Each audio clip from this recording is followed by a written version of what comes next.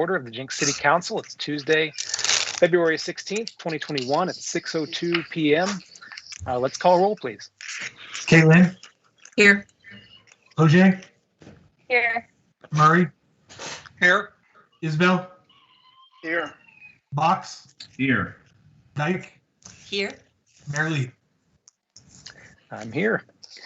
Let's see. Councilor Box, would you like to lead us in the Pledge of Allegiance, please? Absolutely. There's a little flag behind me if you guys can see it. I'm not sure. I don't see my camera anymore. You guys will run. Actually, you're not on camera. Yeah, I don't see your Really? video. You're not getting video? No. Okay. No. Well, bear Just your with me. pretty picture. Well, it worked a moment ago. Bear with me a second. Okay.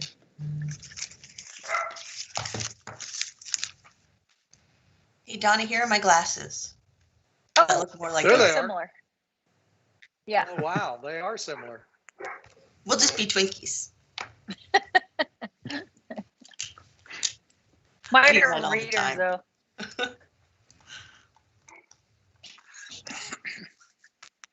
Anything, guys? Black. Well, now your pretty picture again. Okay. Well, used it all day. I'm not sure why it wouldn't work now. That's just the way it is, isn't it? Let me kill this background application real quick. Maybe that'll do it.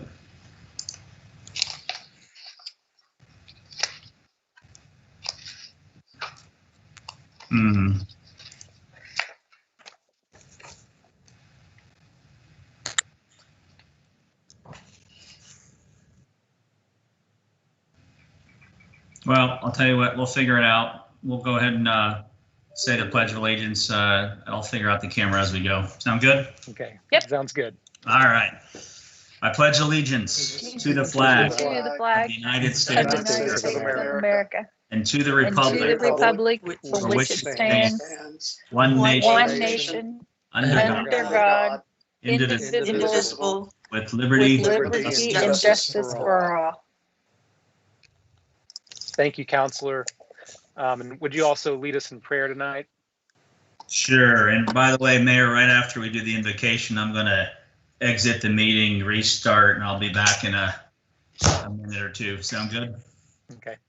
Okay, let's pray. Heavenly Father, thank you for the opportunity to serve and for the honor that it is, hopefully for all of us to be able to represent our citizens and do these things. We thank you for the freedom that we have to simply gather together and even pray in public.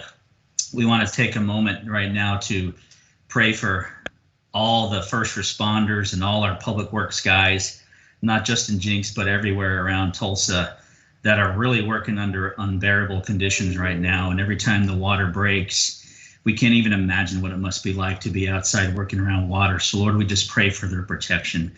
We just ask that you keep them safe. And for all the homeless people that are anywhere within the sound of our voice, Lord, we just pray that you help them find shelter, either bring them to it or bring people to them, Lord, because this is just really not a time for anybody to be without warmth. So, Father, we just pray for all of these people, wherever they are, Lord, that you would just bless them, protect them. And, Father, for tonight, we pray for this council, that you just give us wisdom, help us to understand from this bigger picture what it is that we're doing. Help us to understand, help us to listen to those, Lord, that we've been in charge to represent. And, Father, we pray that whatever we do tonight, and we pray that everything we do and all the words that are said tonight, that they just do one thing, that they bring glory and honor to you. And we ask all these things in the name of your Son, Jesus. Amen. Amen. Amen. Amen. See you guys. Counselor Box. Good seeing you guys. Have a great evening. All right, You well, can't get out of it that easy. While we're waiting on Counselor Box to join us, Christopher, could you go ahead and give us your city manager's report? Are you here? How about Gary go ahead and give the INCOG report and then we can come back to Chris. Yeah, that'll work too. Go ahead, Gary. Okay, the INCOG report. We had a meeting this afternoon for the first time since November, and I've got the agenda in front of me, and I want to go over a few things. in the initial part of the meeting, we found out that INCOG was awarded $6.8 million in federal highway money. INCOG was very gracious to receive this money in the state of Oklahoma, and they will be determining what best use it will have, working with the Oklahoma Department of Transportation. There was some discussion about the Census Bureau information, which is usually delivered in February to help with the redistricting. And this year it is going to be at least September 30th before the U.S. Census information is delivered. And redistricting has some state constitutional issues with regard to when it could be, should be implemented with as far as the redistricting goes. It looks like the redistricting in the state of Oklahoma based on new census numbers will be in the spring of 2022. So that kind of puts a kink in the 2022 elections. So just wanted to bring that up to you.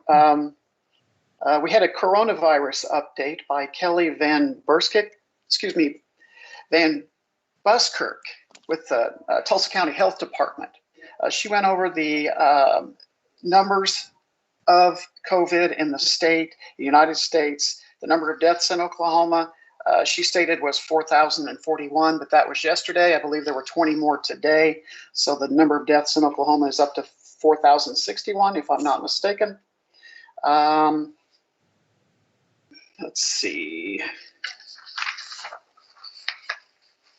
We then voted on the election of officers, which is done every 2 years. The same officers were awarded a second term or a continued term for the next 2 years. The chair, Karen Keith, the vice chair, Richard Carter, the secretary, Mike Burge, and the treasurer, Newt Stevens. They have retained the existing officers for another 2 years. There was discussion about the Open Meeting Act. It will expire, this virtual amendment to the Open Meeting Act will expire when the emergency is ended plus 30 days or next spring. So we've got the ability to do virtual meetings for quite some time. Let's see. We discussed the audit report for the previous year, the 2020 audit report for INCOG. There were no issues, no discrepancies, no disagreements. The audit firm felt that the accountants with the INCOG were exemplary, had no issues whatsoever, and everything was above board. There were no conditions, no questions, no anything. So that went very well. Then we did some housekeeping to continue some of the contracts with DHS Aging Services, Oklahoma Association for Area Agencies on Aging, Morton Comprehensive Health Center, Eastern Oklahoma Donated Dental. Let's see what else. Sodexo, how do you pronounce that? Sodexo Operations for Nutrition Services Incentive Program. I apologize for not knowing the exact pronunciation of their name. And the Board of Osage County Commissioners. Contracts were also delivered to Clean Fuels Ohio, a grant through Department of Energy to study CNG maintenance costs. And that's very important to all of us right now with respect to the cold weather and the heating. Oklahoma Department of Human Services, Aging Services grant, as well as the Osage County Commissioners Consolidated Appropriations Act funding, as well as more funding for Sodexo. Again, I apologize for mispronouncing their name. I'm going to have to find that out exactly for the next meeting. It's Sodexo. Is it? Thank you. Yeah, it is Sodexo. Okay. I do appreciate that. And that pretty much covers it. Are there any questions for me from the INCOG meeting today? None from me. Thank you for that. Did they give a legislative update? I missed the meeting.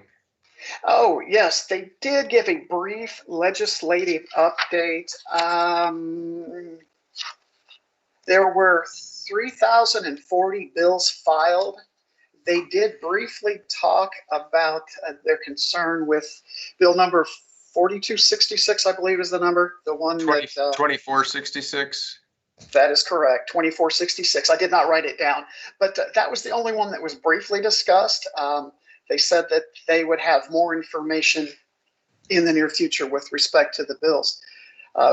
With respect to that specific bill, I did speak with Representative Sims last night, and he was concerned that it probably wouldn't continue through as written. So we might see an amended version of that in the future, but he gave me the impression that it would not continue further. And that was all that was discussed with regard to the bills. Very good. Thank you, Councilor. And looks like we've got Councilor Box back. Christopher, would you go ahead and give us your city manager's update? Yeah. So I wanted to touch on three things real quick, but and then kind of turn it over and see if you have any questions for police, fire, and public works, who have been doing an amazing job working around the clock, trying to manage all of their responsibilities through this winter weather.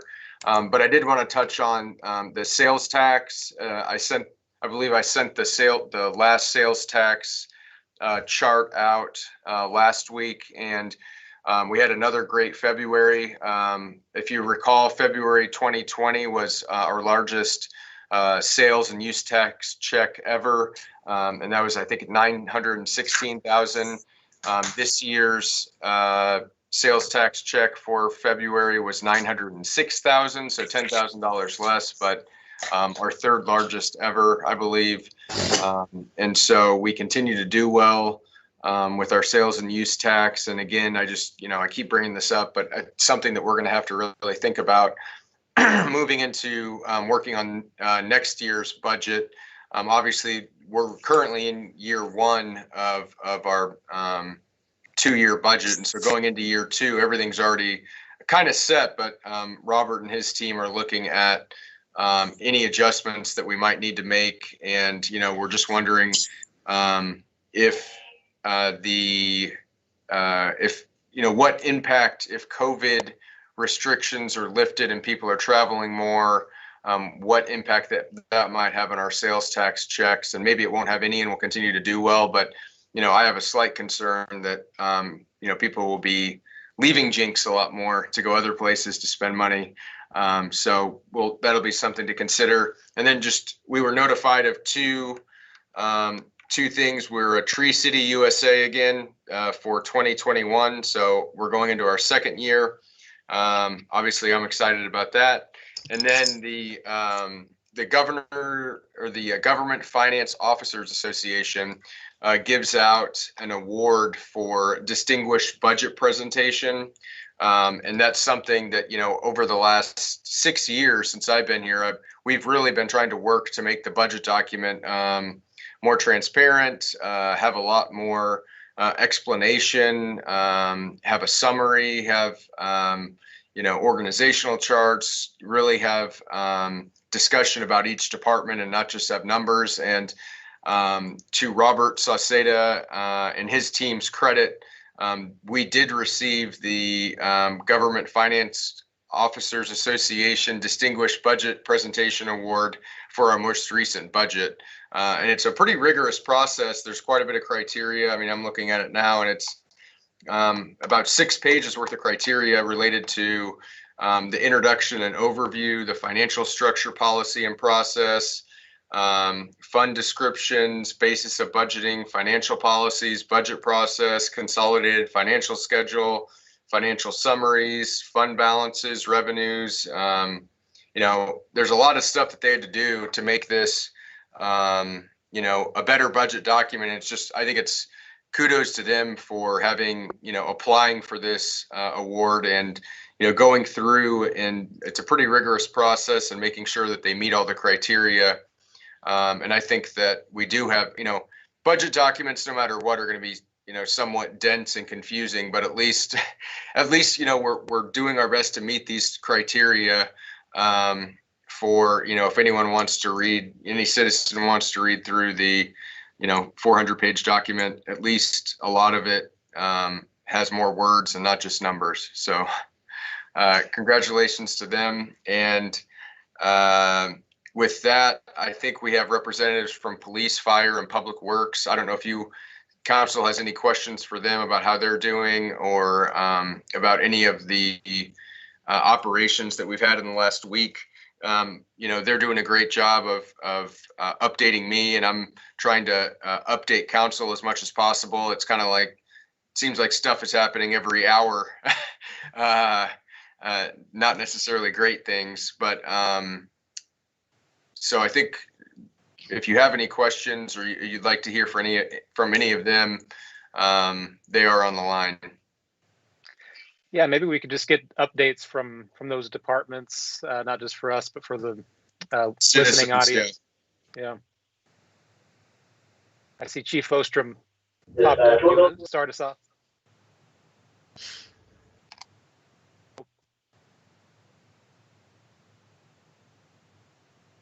I have to apologize to them because I told them this would be at the end of the meeting. Oh.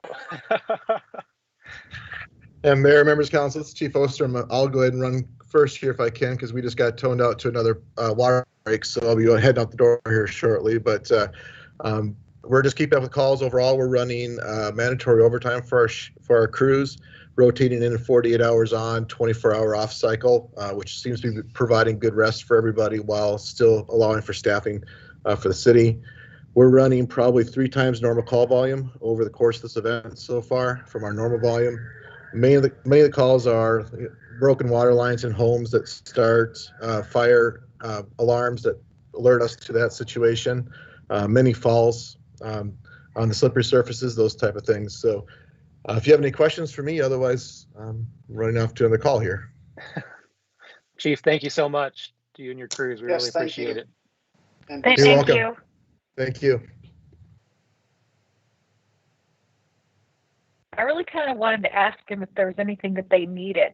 I mean, like, what kind of support do they need as far as, are they having extra people on duty? Do we need to provide them food, or, what good do they need? I can ask them all those questions, and we'll let council know. I mean, I would provide lunch if anybody wants to join me in that, or dinner, or breakfast, or whatever, or gloves, or I don't know. That's a great I'm idea. just reaching Donna. out, saying, Yeah. what can we help you with? And it may be small, but with coffee, hot chocolate, whatever it is, I would do that. So And nice. I know all It's a great of us idea. would do I've that. done that before too, and it's good to do. Yeah.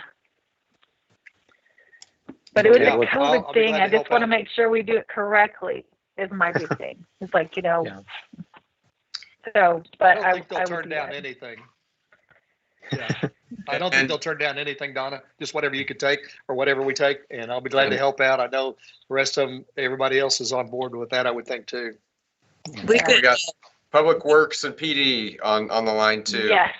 Yes. So yes, Tim, do you have absolutely. either someone? Yeah, I'm available here, obviously. Hi, Tim. So we're obviously doing all we can do to try to keep up with the snow and ice that we've been dealing with. Various equipment issues over the course of the first major event, and we're just about rolling into the second event here, but we're holding our own. I think overall with the conditions, things are going pretty well. We have 1 plow truck that's down, so we are actually limited to 2 plow trucks now. We were able to get our road grader up and fired up, so we can also use that as necessary.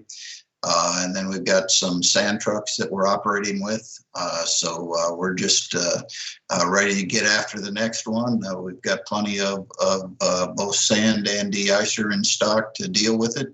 And so it's just, I guess staffing wise, we have 6 field staff members available during the day, along with a mechanic and office person. and we have 4 staff available in the night. Currently, we have 4 field staff members who are out due to various medical reasons. So that's just put a little more stress on the rest of the staff, but we're holding up well. You've probably noticed in the updates that when we had the opportunity to give the guys a little break and get a little more rest, we've done that a couple times, temporarily stopping the 24-hour operations. And so, but we're back on 24-hour operations as of this morning, and we'll continue with that until we get these streets in passable conditions and where they need to be.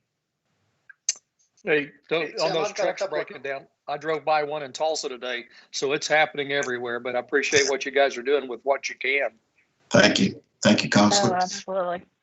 I would add one other thing with the freezing temperatures have also added, just like the fire department is responding to a number of frozen water line issues, frozen meter issues because the service lines froze, things like that. So that's pulling a couple of field staff off to try to go address those too, which is a little different from most events, but they're doing a good job, and we keep stressing safety with the wind chill conditions and the cold temperatures that they, try to only be out, somewhere in the 15 to 30 minute range and pay attention so we don't get into any frostbite issues and things like that. How's Tim, the do they diesel wear situation? anything as far as go ahead, Carrie. Sorry. Sorry, I was going to ask Tim, what's the diesel situation? Do you have adequate supply at this point in time? Well, we did have adequate supply, but our diesel tank has been frozen the last couple of days. So we are actually functioning through Quick Trip and filling up through Quick Trip. So we're fine in that realm. Okay, what about the employees? Do they have distance to travel to get here, to get on site at the city? Do we need to make accommodations for them?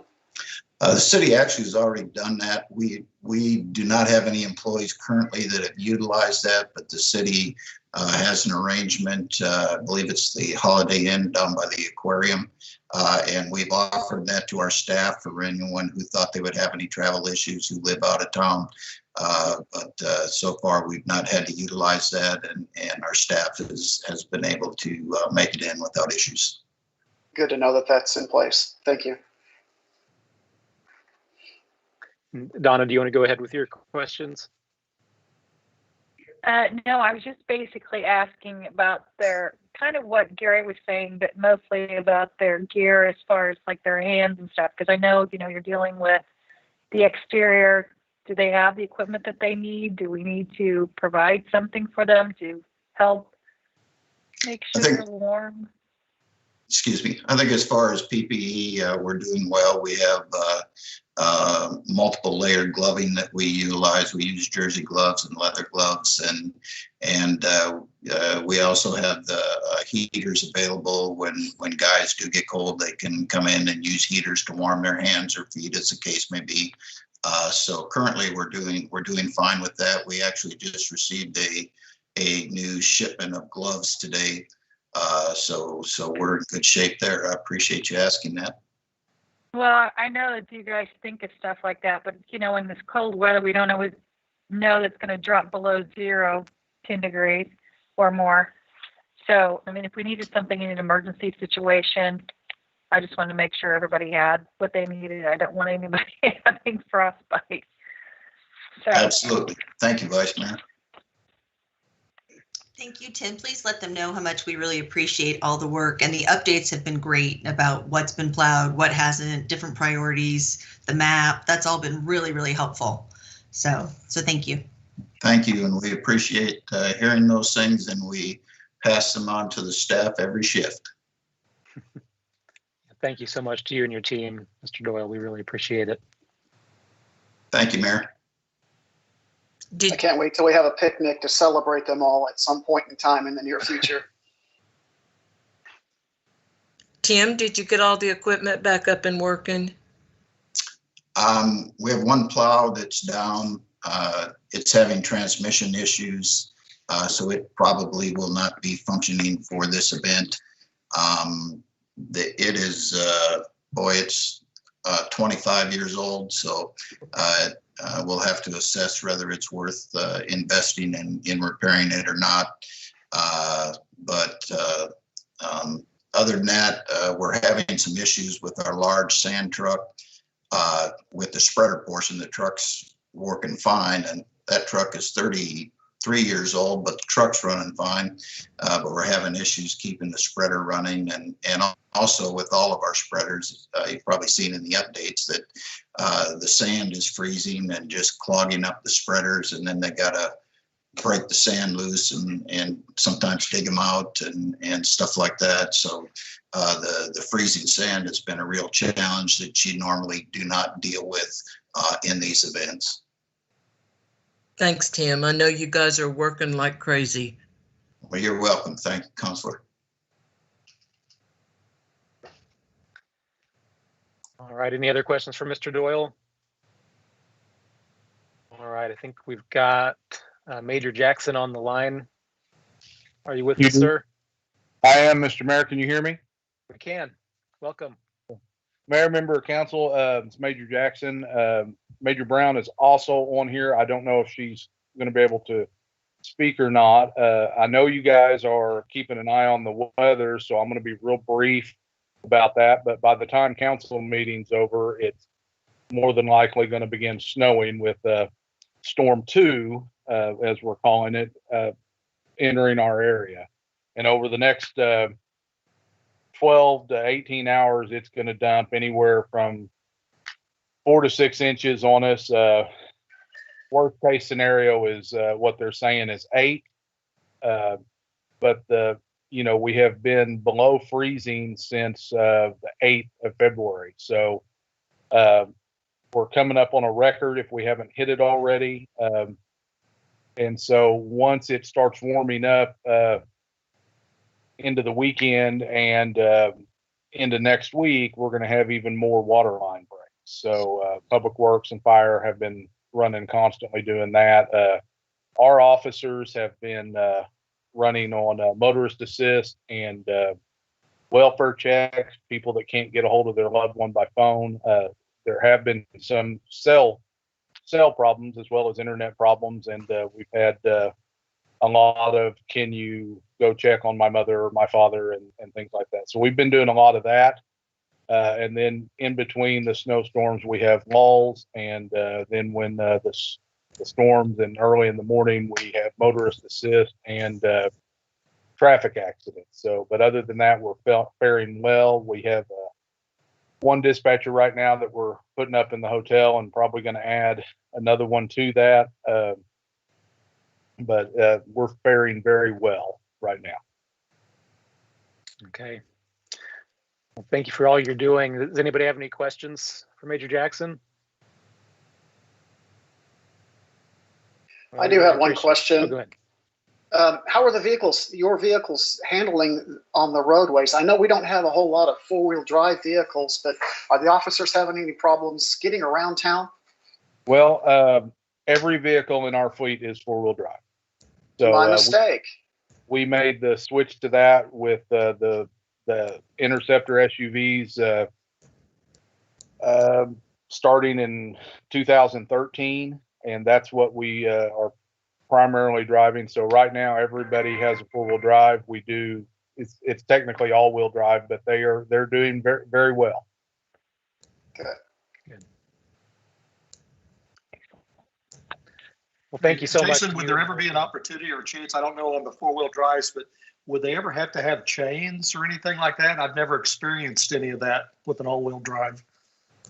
Well, Craig, back in the olden days, we had to go get the spikes put on our cars, and that was how we got around with Crown Vics, and they did okay. You had to learn how to drive them, but the four-wheel drives, as long as you have clearance, have been doing very well without any tire changes or any change or anything like that. So I think it was a good move. It's allowed us to be operational when a lot of people wouldn't.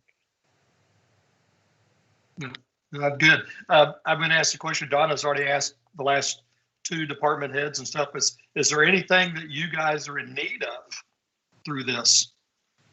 I don't think there is. Of course, Greg, we'll always take food. We're cops. I think we're doing good. Major Brown has been making sure the guys dress appropriately, and for the weather, this is kind of a much different storm than we've dealt with in in Oklahoma most of the time. So I think we're good, and we appreciate the offer, and just appreciate you guys.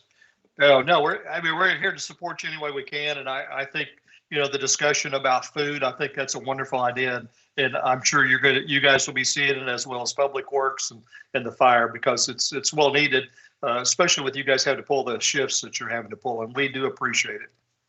Well, thank you guys very much. Thank you, Major. We really appreciate you guys. No problem. Well, the good news is this, compared to some of the other things we've dealt with, this is relatively short-lived, event, and we've got an end in sight, and so that's good news. But I know we're also grateful for everybody on the front lines of this. And Christopher, good job to your team as well, and everything you're doing to keep us up to date and to keep things moving along. Do you have anything else for us on that, Christopher? You're muted. You're muted, Chris. I think that's about it. Okay. All right. Well, let's see here. So let's get on to our agenda here. First order of business, consideration and appropriate action relating to request of approval of the consent agenda. Are there any questions or motions on the consent? If I could, point of order, Mayor. Yeah. Point of order. We didn't have roll call for our city council. But that's important. Or a formal call to order. So just a point of order. Okay. Well, thank you. Thank you. No, actually we did. It was Lynn, OJ, Murray, Isabel, Box, Dyke, and Lee. Yeah. They called. Yeah, we did do that. Yeah. You even said here. I put you down. Yeah. Okay. I thought, okay, my mistake. Okay. Well, I wouldn't put it past me, Craig, so I believed you. Yeah, me too. Thank you, Vice Mayor, keeping me honest. Sorry, I write that down. All right. As far as the agenda, if I may ask a question, on F, I don't know if we need to pull it just so I can ask an official question on it, or we can discuss it before. Yeah, let's just pull item F. We'll get to that on number 2. I mean. Okay. Okay. Do we have a motion on approving items A through E and G through H of the consent agenda? I move to approve. Seconded. Okay, let's vote. Kaylin, Yes. OJ, Yes. Murray, Yes. Isbell, Yes. Box. You're muted, Councilor Box. Yes. Dyke, Yes. Merrily.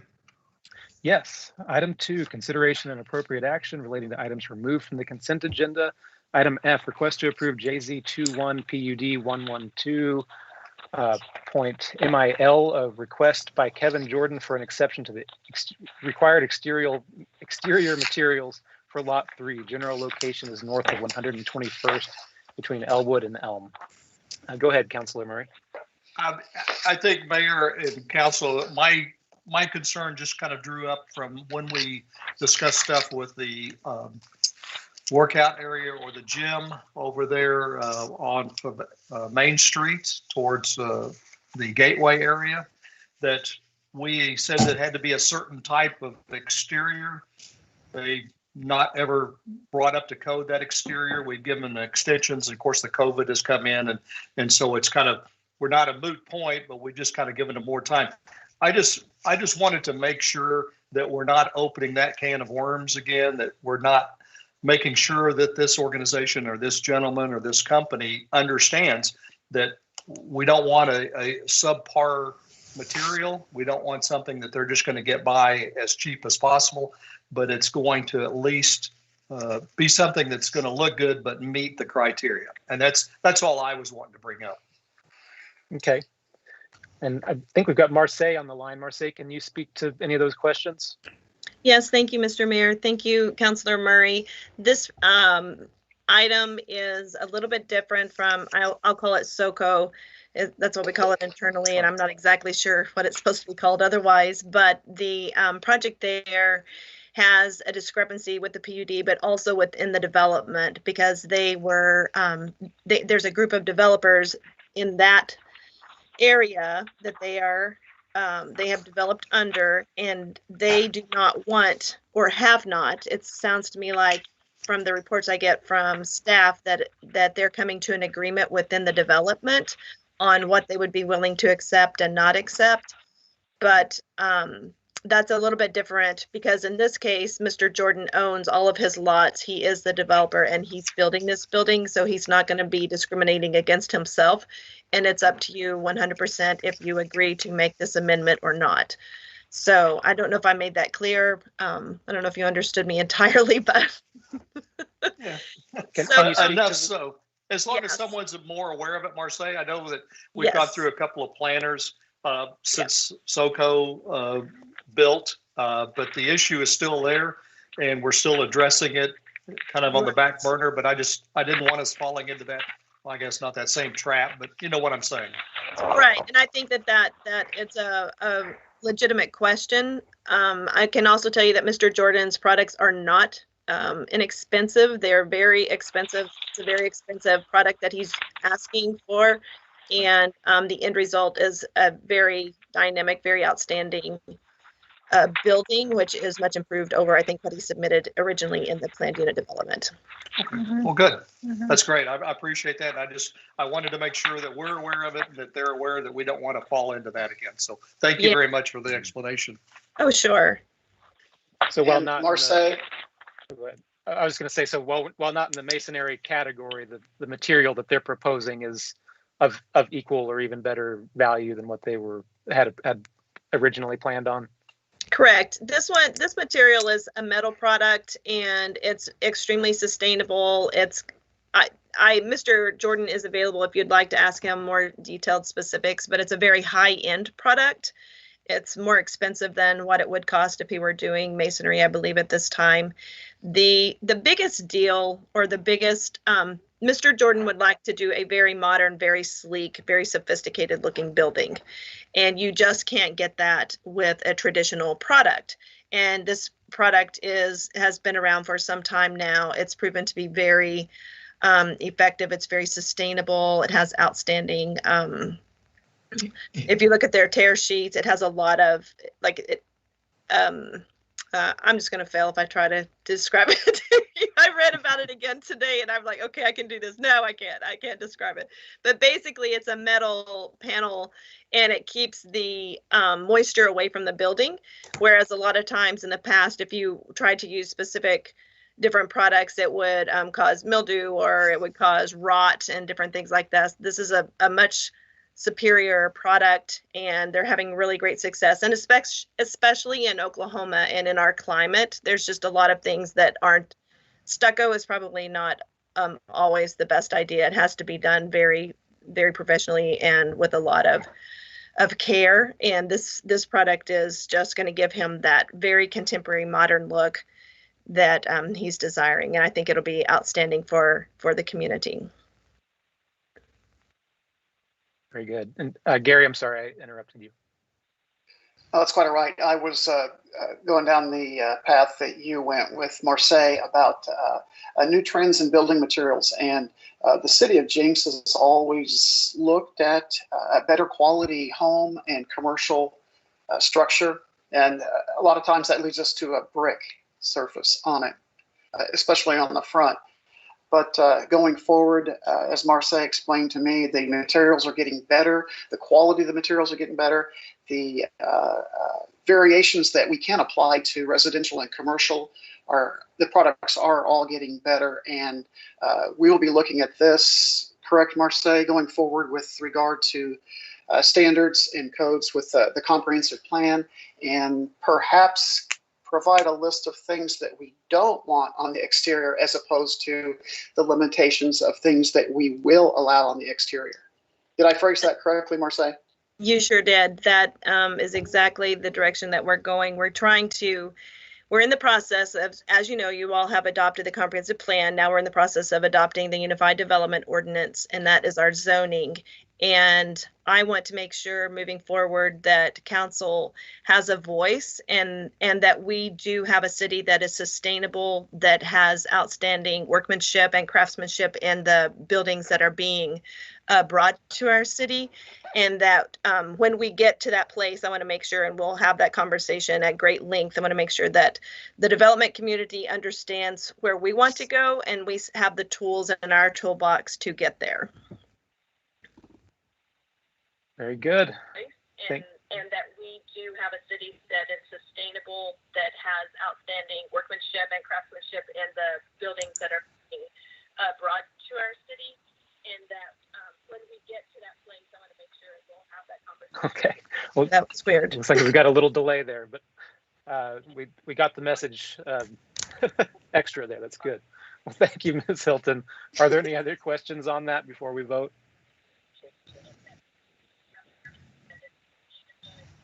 Any motions?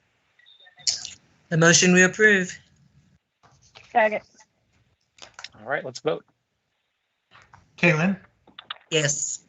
OJ, Yes. Murray, Yes.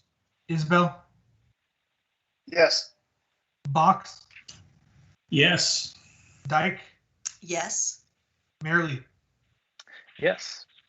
Item 3, request to appoint Jeffrey Beyer to the Planning Commission to fill a vacant seat for a term ending on May 3rd, 2021. Ms. Hilton, do you want to give us an intro here? Yes, I'm going to turn my camera on this time. I have no idea what that weird delay was all about. Okay. Mr. Travis Fulkerson served on the Planning Commission. He did an outstanding job. He resigned in November of 2020. And if you'll remember, I reached out to the council and said, hey, do you know anyone who'd be willing to serve? And Mr. Jeffrey Beyer was presented as an eligible candidate by Councilor Dyke. We had another one as well. The term expires in May of 2021. Mr. Beyer is excited about serving on the Planning Commission. He's very knowledgeable. His background is education, but he's worked with the school system in all of their development projects. So he does understand the process of development, of coming in, going through the application process, the review processes, and I think that he will be an outstanding individual to bring his perspective to the Planning Commission. If you'll notice on page, oops, hang on.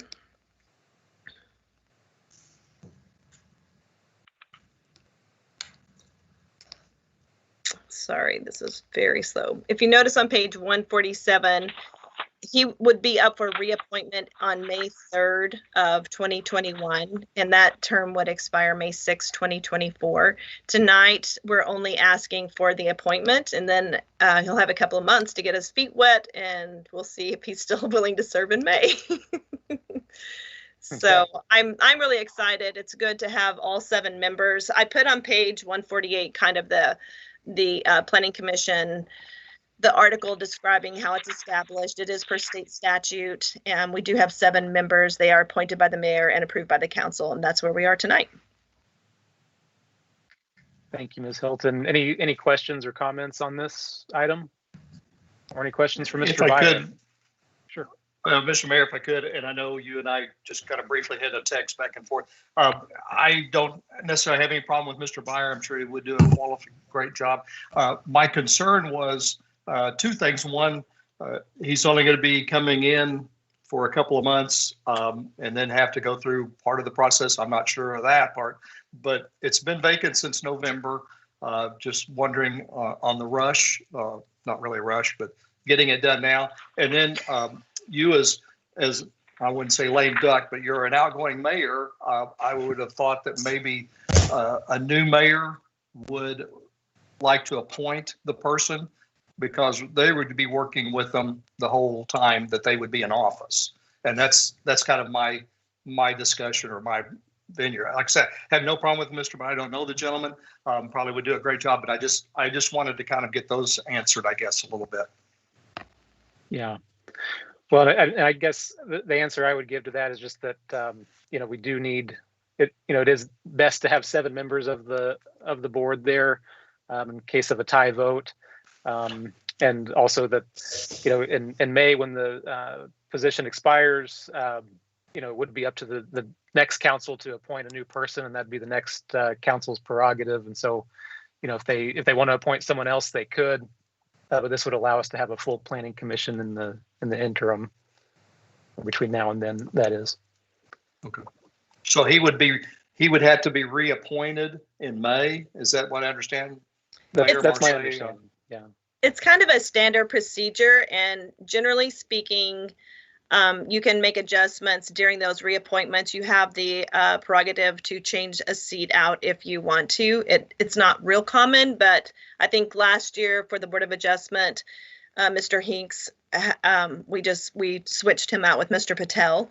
And so you definitely have that prerogative. In this case, generally speaking, there's, I think, 3 1 year and 4 the next. Something like that, or maybe it's 2 and 2. I can't remember exactly, but I pretty much every couple of years that you have, I'll bring all of them at the same time, and usually my practice would be to submit it to the mayor for review and the vice mayor, let them look at it, think about it, see if there's any other members of the community that are wanting to serve, and maybe see if any positions need to be moved around or shifted. It doesn't, like I said, it's very uncommon, but it's certainly fine to do that. But basically in May, I'll submit to the mayor and vice mayor probably 3. I believe it's 3. I apologize, I can't remember right now, but all the names that are up for reappointment, and at that time they can make that decision, get back with me, and we'll move forward. I appreciate anyone that wants to step up and volunteer to do stuff for the city, by all means. That's why I say I have no issues with the gentleman coming and doing it. I just want to make sure that every opportunity was given to people, and that we're just kind of working with these people, and we just want to make sure that that's the way it is. Thank you. Absolutely. Mayor, have you ever been called a duck before? I say lame duck. I've been called a duck, but never a lame. No, lame duck is accurate. Well, you have arrived when you've been called a lame duck. That's true. That's true. Well, any other questions on this item? No, sir. Any motions? I'll make the motion to approve. I will second. I'll say. Okay. All right, thank you. Let's vote. Caitlin, Yes. OJ, Yes. Murray, Yes. Isbell, Yes. Box, Yes. Dyke, Yes. Merrily.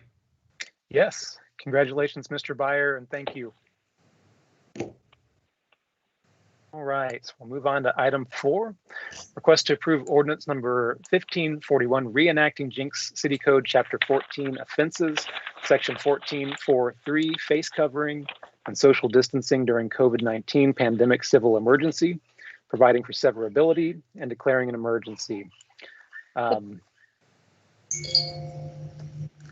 have a question on this as to why we didn't have a date as to when this was going to be re-reviewed. It's pretty open-ended. Mm-hmm. So can we talk about that? Because I really think we need to because with all the vaccinations that are going on, mm-hmm. that maybe we put some kind of date that we can keep re-reviewing. Mm-hmm. What do you think, Councilor Box?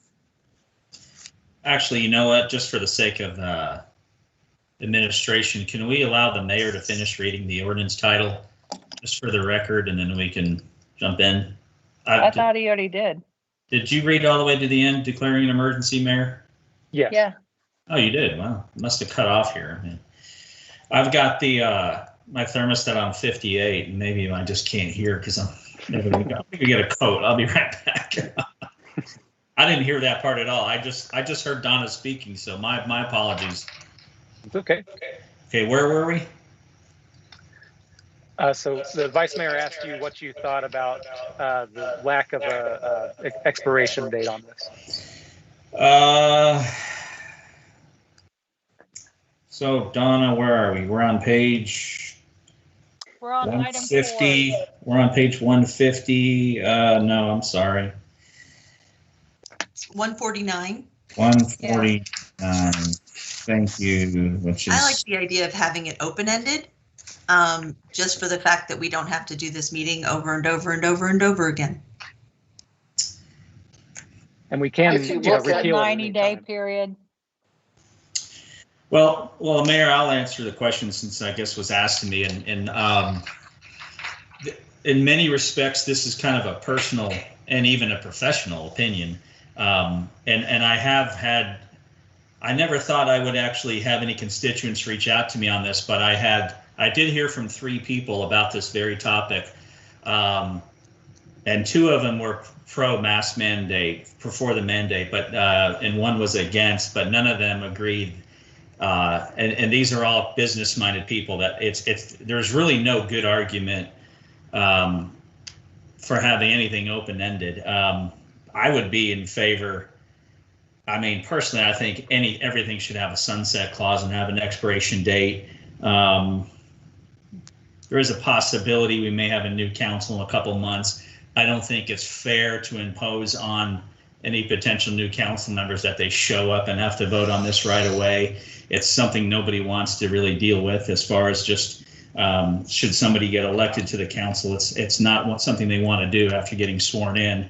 I don't know that 60 days is appropriate. 90 was the first date that popped into my mind, and it was actually seconded by 2 of the people that I had spoke to, and someone else mentioned 120. So I can tell you just from just in the business world, it seems odd that there's no end date. And yes, it's quite possible we can simply convene again and call another meeting, but I mean, we're splitting hairs here. Like anything, things do come to an end. I don't know that COVID will ever come to an end, but I think our mask ordinance mandate at some point, I would just personally be in favor of having an end date. And, I'm 1 of 7, so, it's certainly something we can discuss, but I would be interested if any of you actually heard from any of your constituents or friends or neighbors about the irregularity of simply not having any end in sight. I just want to point out that on page 152, section D, there is an expiration with the governor ending the emergency declaration. So there is an end in sight with the end of the COVID-19 emergency. However, I do see your point on reviewing this, and we can repeal or modify it with the city council at a later date. Who knows what the future is going to entail? And I'd lean toward 120 days myself. That's my opinion. But we're going to have to, I think we're not going to see the end of this until we get X percentage of the population inoculated. I don't know. That's my opinion. Who else wants to speak? If I can jump in here, because I think for me, everybody's getting the cart before the horse. I actually think that we need to talk about if we need to have a mandate. And the reason that I am asking that, it was a year ago, basically to this day, that I sat here and I met with everybody and I worked diligently to work with the community, to work with city leadership. It was so important to me that Cedar leadership was kept safe that I actually provided city leadership with N95 masks because they needed to be where they could be leadership of the city. Having said that, at the same time that I did that, I also set up a meeting so that we could be prepared with Bruce Dart. However, at that time, and I'll make one more statement on setting up the meeting, I also set it up where it would not create a fear tactic should word get out. You know, word has a way of getting out. And it seemed like nobody wanted to meet. Then I got word from friends in my medical community that how things were happening for PPE within the medical community itself. Consequently, I set up and I found out and went on research what was happening across the country. That's why I set up, as many of you all will remember, the mask club, I call it, if you will.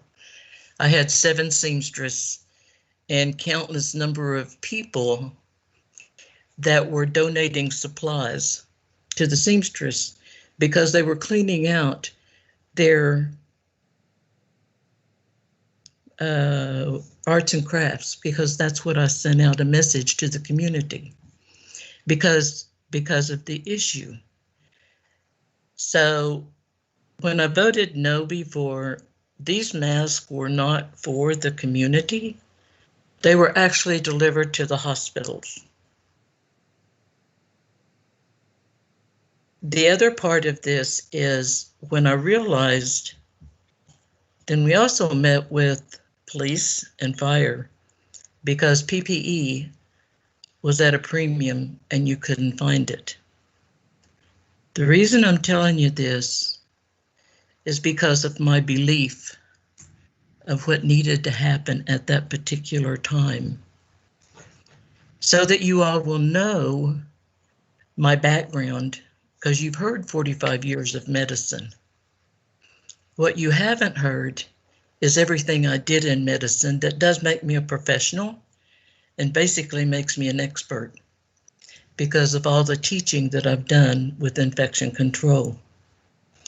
I've taught new employees. I've taught families in the home.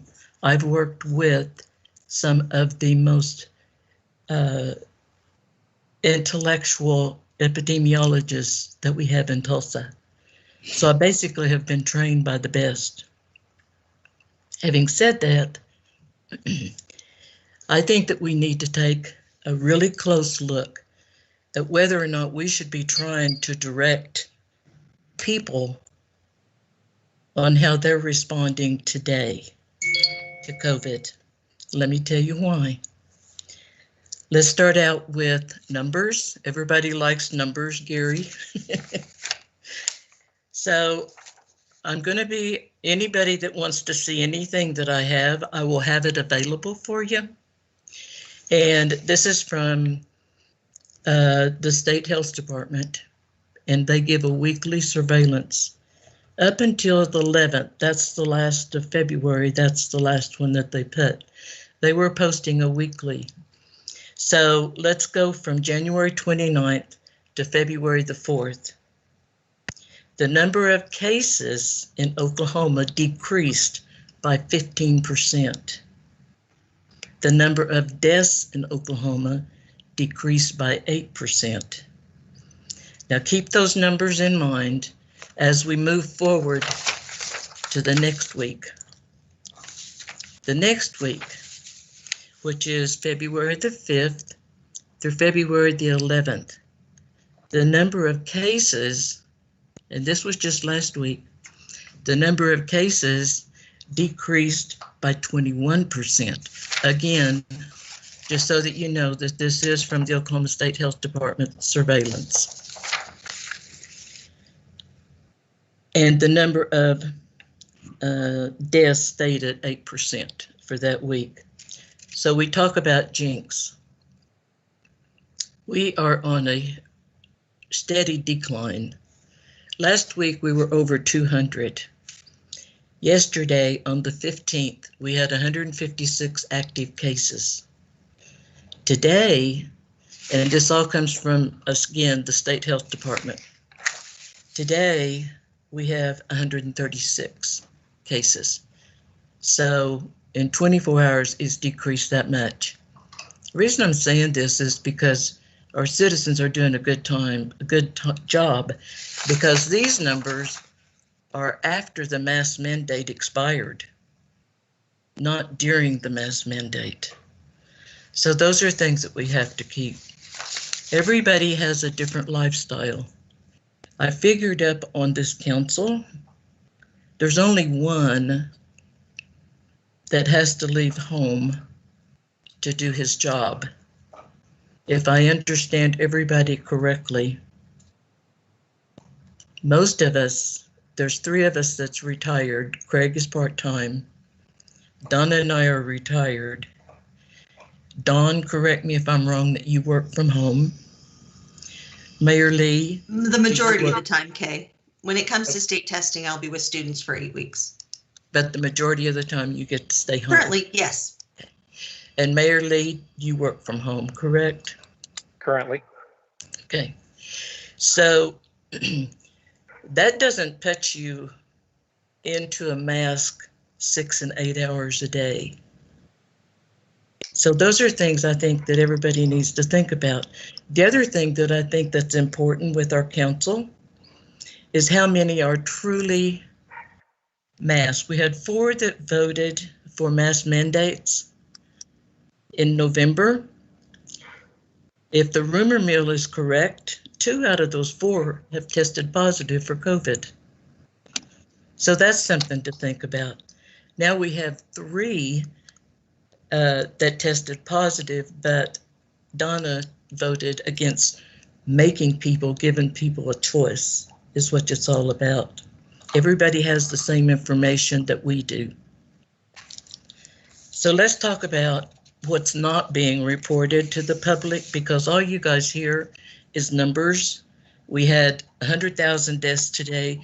We had 50 new cases. We had, this is what you're seeing over and over. Let's talk about what you're not seeing and what the public's not seeing. Back to the state reporting system.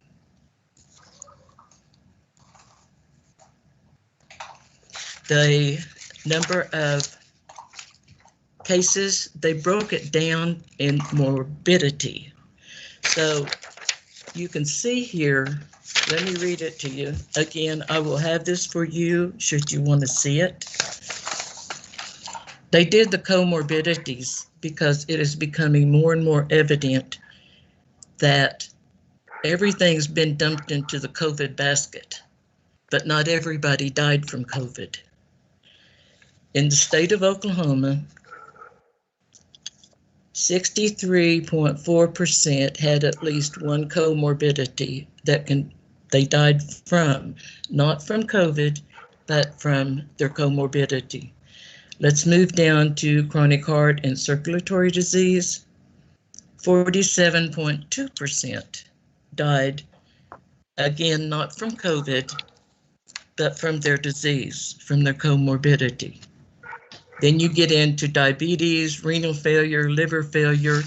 There's a graph, I wish you could see it, that outlines it. It makes it very clear about all the comorbidities related to the deaths in Oklahoma. One of the cities that we all hear a lot about is Broken Arrow. So that's probably the fascinating case. Since January 1 to February the 9th, their cases have decreased 30%. They do not have a mandate. So that's something to keep in mind. There are studies out there now that are surfacing, many studies. Again, I have everything that I speak to I have the documentation. So the study, CDC has actually did a study on masks. Again, wish you could see it. People that are getting COVID are now the ones that wear the mask. So that's something else to keep in mind. Again, I'll be happy to share any documentation with you.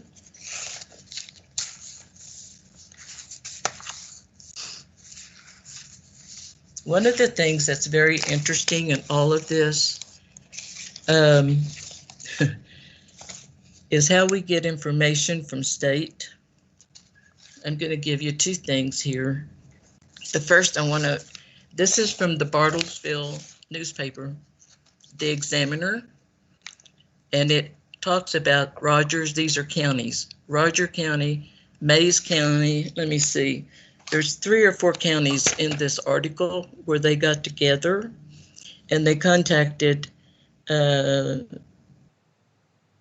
Washington County Emergency Manager, Carrie Cox, is the one that started the investigation because of the lack of what was published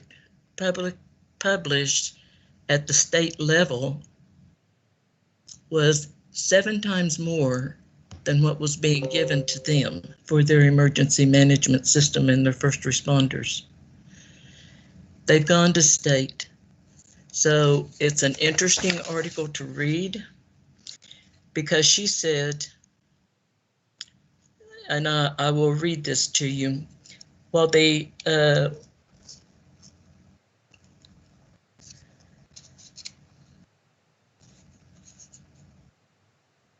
with the active COVID-19 case number being the benchmark for the Washington County Commissioners handling local regulations regarding the pandemic, questions about number accuracy causes a problem. That's us too, because it's their commissioners, but we as council, are we getting correct information? What is the information we're getting? This raises that question, and it gives several examples about it. Again, I'm not going to bore you with reading it, but I'll be happy to share this information with you. This is from Johnny Jansen. He's the director of Mays County Emergency. Said his office has scheduled meeting with state to discuss consistent inaccuracy found in local data. So that is another issue. I'm not trying, as I point these things out, understand, I am not trying, I am saying we have a problem, and I'm saying that we need to work at how to solve it. Finger pointing doesn't do any good. Working together to solve it does. The health department, again at state, for a very long time, actually 10 months, since we've been doing this, has also been doing a study,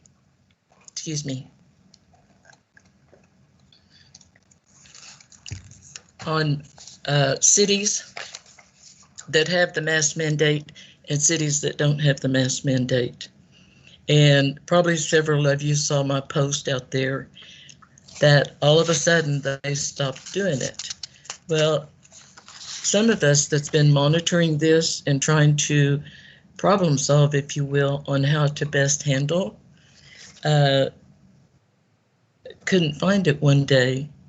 And that's when this article came out and said, well, they couldn't do it anymore. They couldn't make that determination. What was really interesting about it, they stopped doing it. Let me go back up just a minute. In all of this, in the 10 months, it shows that every city that had a mandate ran higher cases than the ones that didn't have a mandate. The last one that they ran, again, I have all this documentation. The last one that they ran. Kate, yes. Can I ask you just for clarification? I'm not trying to interrupt you, I swear. No, that's fine. Okay, so what you're saying is that the report that was online through December or January of this year, I think it was December. I don't remember what you said. I'm sorry. I apologize. Reported comparing the cities that had the mask mandate and the cities that didn't have the mask mandate and what those numbers are. And then since then, which is January, I think is what you said, they're not reporting it because the numbers aren't in favor of showing that the numbers are better in the cities that are not mandated. That's correct. Okay. I just wanted to be clear. Please go on. Okay. I'm sorry. Because it's interesting, and this is on a per 100,000 population too. So just so that we know that we're in the same, they're comparing apples and apples, you know.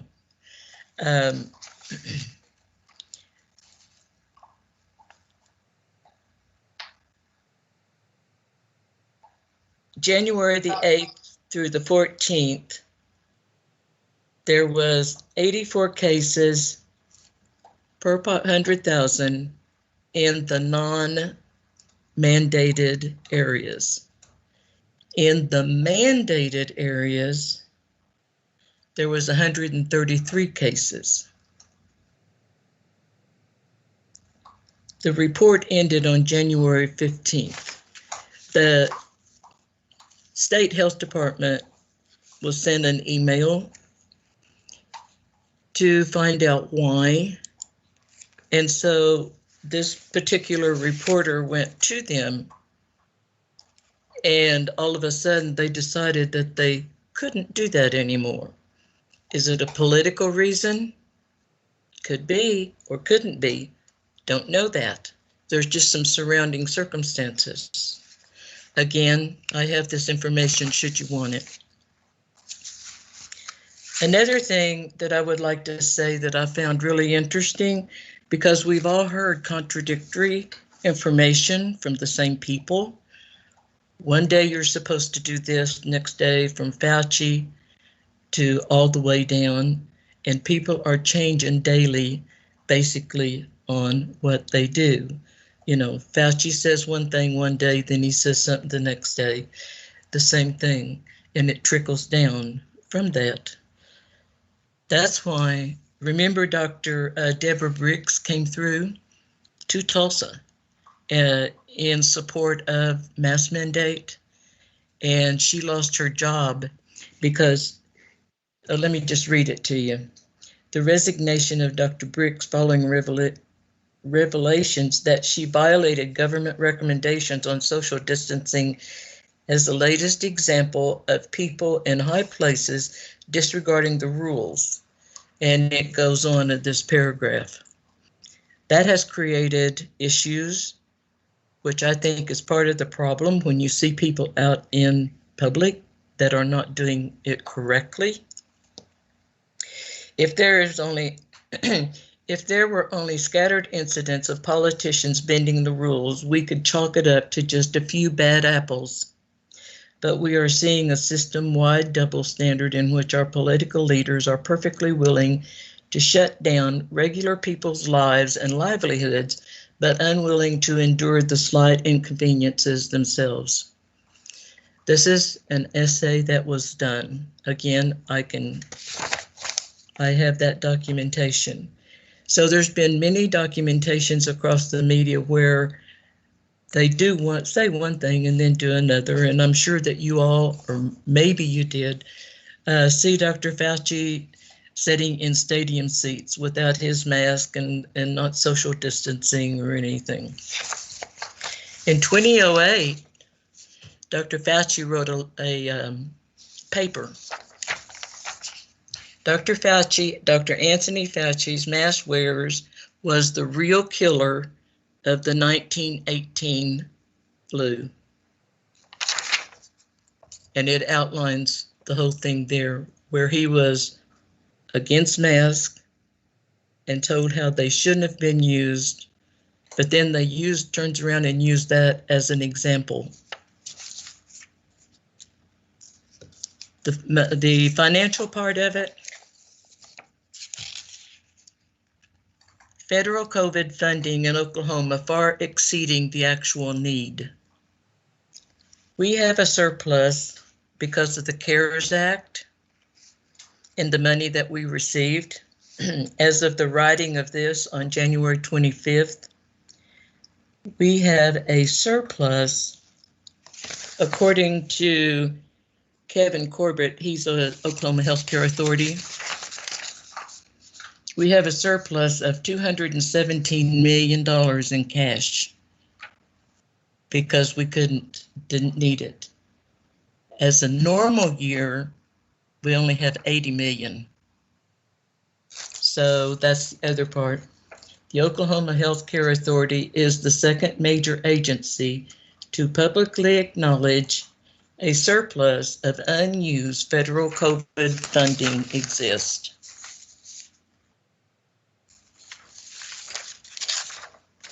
Okay, exactly what does that article have to do with the mask mandate itself? It has to do with mismanagement. That's what it has to do. And that's why I'm giving you the numbers. And that's why I am going to get into now regarding how the COVID numbers are inflated and everything is dropped into the COVID bucket. There is a group of epidemiologists that are actually suing CDC because of this, because everything they've gone in, and if you will recall, maybe last fall, it was September, CDC actually drilled down on their numbers because they go by death certificates when they reach to the end and they want, so they can get as accurate information as possible. The code for death and the code for COVID-19 is the same code. Now, code means anytime you go to the hospital or have anything done, how they pay you is how that's coded. So that's how they pay out with the CARES Act to facilities, physician's office. They all get extra money through the CARES Act. In October of 2020, the monies to the facilities and clinics was running low, and so President Trump dumped in $20 billion more to cover the cost of COVID patients. So it's a money maker if they put everything into the COVID bucket. In June, they came out with 7 pages, like a small manual. Again, I have this documented, that are telling physicians how to document COVID even without a test. In September, it came down from our state that all probable cases were to go into COVID. Not if and, but, and if you look at the COVID signs and symptoms and you put them up beside the flu signs and symptoms, they're exactly the same. But I want to go back to the CDC just a minute on the numbers that was drilled down. 6% out of the, I can't remember the numbers, but we're talking close to 150 or 200,000 that they reviewed. 6% only 6% are the only ones that actually died from COVID. The other 94% died from their comorbidity. Again, this is where this group of epidemiologists are suing because CDC did not follow protocol whenever they were telling everybody how to perform, i.e. put all the probabilities into the COVID bucket. There's a process, and I won't read it to you. Again, it's here, that they're supposed to do. It's a checks and balance, if you will, and they're with epidemiologists, that they have the checks and balances. The epidemiology group is Council of State and Territorial Epidemiologists. It's a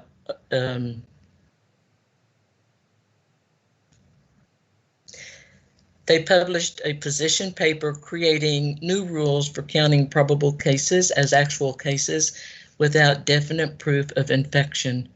New rules for contact tracing allowing contact tracers to practice medicine without a license, even refuse to define new rules. That's from the epidemiologist talking to CDC. Again, I do have one question.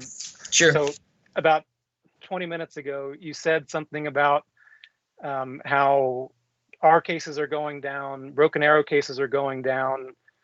If we can't, if what you say is true, and I don't believe it is, that the cases are being overstated, then what does it matter what the cases are being reported for Jenks and Broken Arrow? How does that affect that data that we're getting here locally? That doesn't, I think I was just trying to give you an overall picture, Mayor, of how this was. And you're right, it doesn't. I'm just trying to give you an overall. That's all I was trying to do. I can go back to that. I'll go back to state.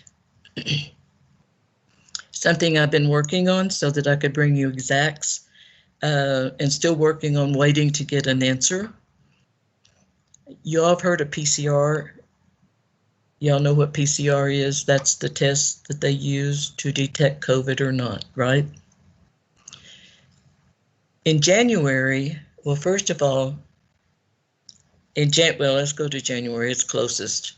In January, the WHO said that they needed to lower the threshold cycle. Now, the threshold cycle is with the machine, and how many cycles it does is if you see a centrifuge machine. So the WHO, of course, I have that right here. So the question is, and that we're trying to find out is, what is our standard that we have in Oklahoma for all labs to be the same at testing? When all the machines come out of, manufacturer, they're set at 40. And that's documented. 40 is too high, according to CDC. CDC is recommending 33. There are other epidemiologists that are saying 20. So there's a discrepancy amongst the professionals there. Trying to find out, because we all have to be on the same page. And I can tell you there was a call made to state, and they didn't know. Florida was having this problem of getting inaccurate information. So they went and they are having their labs put what their cycle is when they report. Again, I'm just trying to get everything into a standard. Right now, we have no standard that we can find out. So we have flawed information, and that's the purpose of this stack of information that I brought to council. It's because it's flawed everywhere, because everybody's just now getting a handle on how, what, and when. So with WHO recommending that they lower the cycle,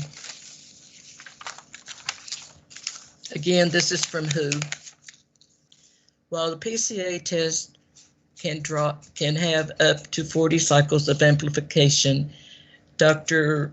Pascal has a name I can't pronounce, and the IC that I was telling you about should have a cycle value of no more than 35, but CDC said 33. That's that. The WHO has stipulated that the number of cycles used to detect the presence of the virus should be reported along with test results. And there's more to this, and I know this is very long, but the purpose of making it long, we've got people trying to get everything on the standard, where before it's been a willy-nilly. And that's what all of this has been about. So we've got the epidemiologists that are stepping up to the plate. So that's what I wanted you to think about before we step into another ordinance. Number one is how fast we are reducing cases. And these are real-time cases from yesterday and today, where last week we were over 200. Yesterday we were 156. Today we have slid, and we are sliding down to 100 and what did I say? Anyway, whatever I told you in the beginning. So I don't think we need a mandate. All these numbers are good numbers without the mandate because people are really doing a good job. And I think that we should give them that freedom. Not everybody can stay home. There are those that still have to put their children in daycare. There are those husband and wives that still have to go to work. They live in mass 6 hours a day. I think that's what the employer and should have, that should be the employer and employee. That's all I'm bringing this out, is just say, we haven't had a mandate. Let's let our citizens go on and take care of themselves without trying to do a mandate. I've said it before and I'll say it again. You cannot mandate behavior. People are going to do what they're going to do. They're still walking in, pulling masks out from their hip pocket or out of their purse, which I will go on forever. Just like that one article said, I felt kind of validated that they are self-infecting, and that was the CDC with the mask. And I took an oath as a nurse to care for people. I can't vote for a mandate, but I can vote for them to make their own decision. That's what I can vote for. And I think that's what we need to start doing. They have the same information. They hear the news. They hear everything, just like you and I do. But if we extend this mandate, we're taking the ability for them to make a decision for their family away from them, instead of giving them how they live, how they are. They don't get to work from home. They put their kids in daycare. Maybe they do. Maybe one works from home. We don't know that. So they should be able to make those decisions themselves about their own household. Thank you. I would Thank just you, like to Counselor. follow up real quick on one of the statistics you were saying, or the information you shared, and not to go into the weeds, but you wanted to talk about misinformation. The CDC just announced as of January 1st that there were 6 new ICD-10 codes for COVID-related conditions. So there's not just one code for COVID. So we can't really talk about classifying that as the death, quote unquote. So I just wanted to put that out there so that information was available to people. There are multiple codes for COVID, and there have been new ones added. Well, I think that's a great idea, because you can't just dump everything into one bucket. So those are additional ones. So they've had them in place previously, but yeah, just that's all I wanted to say about it. Okay, I'd so like to- let me clarify that for just a second. What does that mean exactly? I mean, if I was a layman, I'm not in the medical field, there's different codes for COVID, but does that mean that the cycles on the PCR Those are just two different topics that she brought up. One of them she brought up was they were coding death as COVID. They were the same code. They're not the same code. There are multiple ICD-10 codes. Those are for any type of injury. When they go to bill your insurance, they have to have a code for your visit. So sometimes if you're limited to one question or one issue with the doctor at a time, it's because they can only bill it under that particular code. I just wanted to verify that there wasn't just one code for COVID. There are multiple codes for COVID, and it's not just the same code as whatever death is, quote unquote, as she was saying. Well, that's good to know. Because they have certain codes. They have certain codes for ICU. They have certain codes for on the ventilator, and the higher the code, the more the money they get. So the lower code, the less money they get. Anyway, are you talking the lower COVID code? There would be a lower COVID. Yeah, there's multiple. They would it not depends be on what displays, but it's not just. How many are we talking about? Well, they just added 6 new ones. I know, but total, how many COVID codes are there? That's a good question.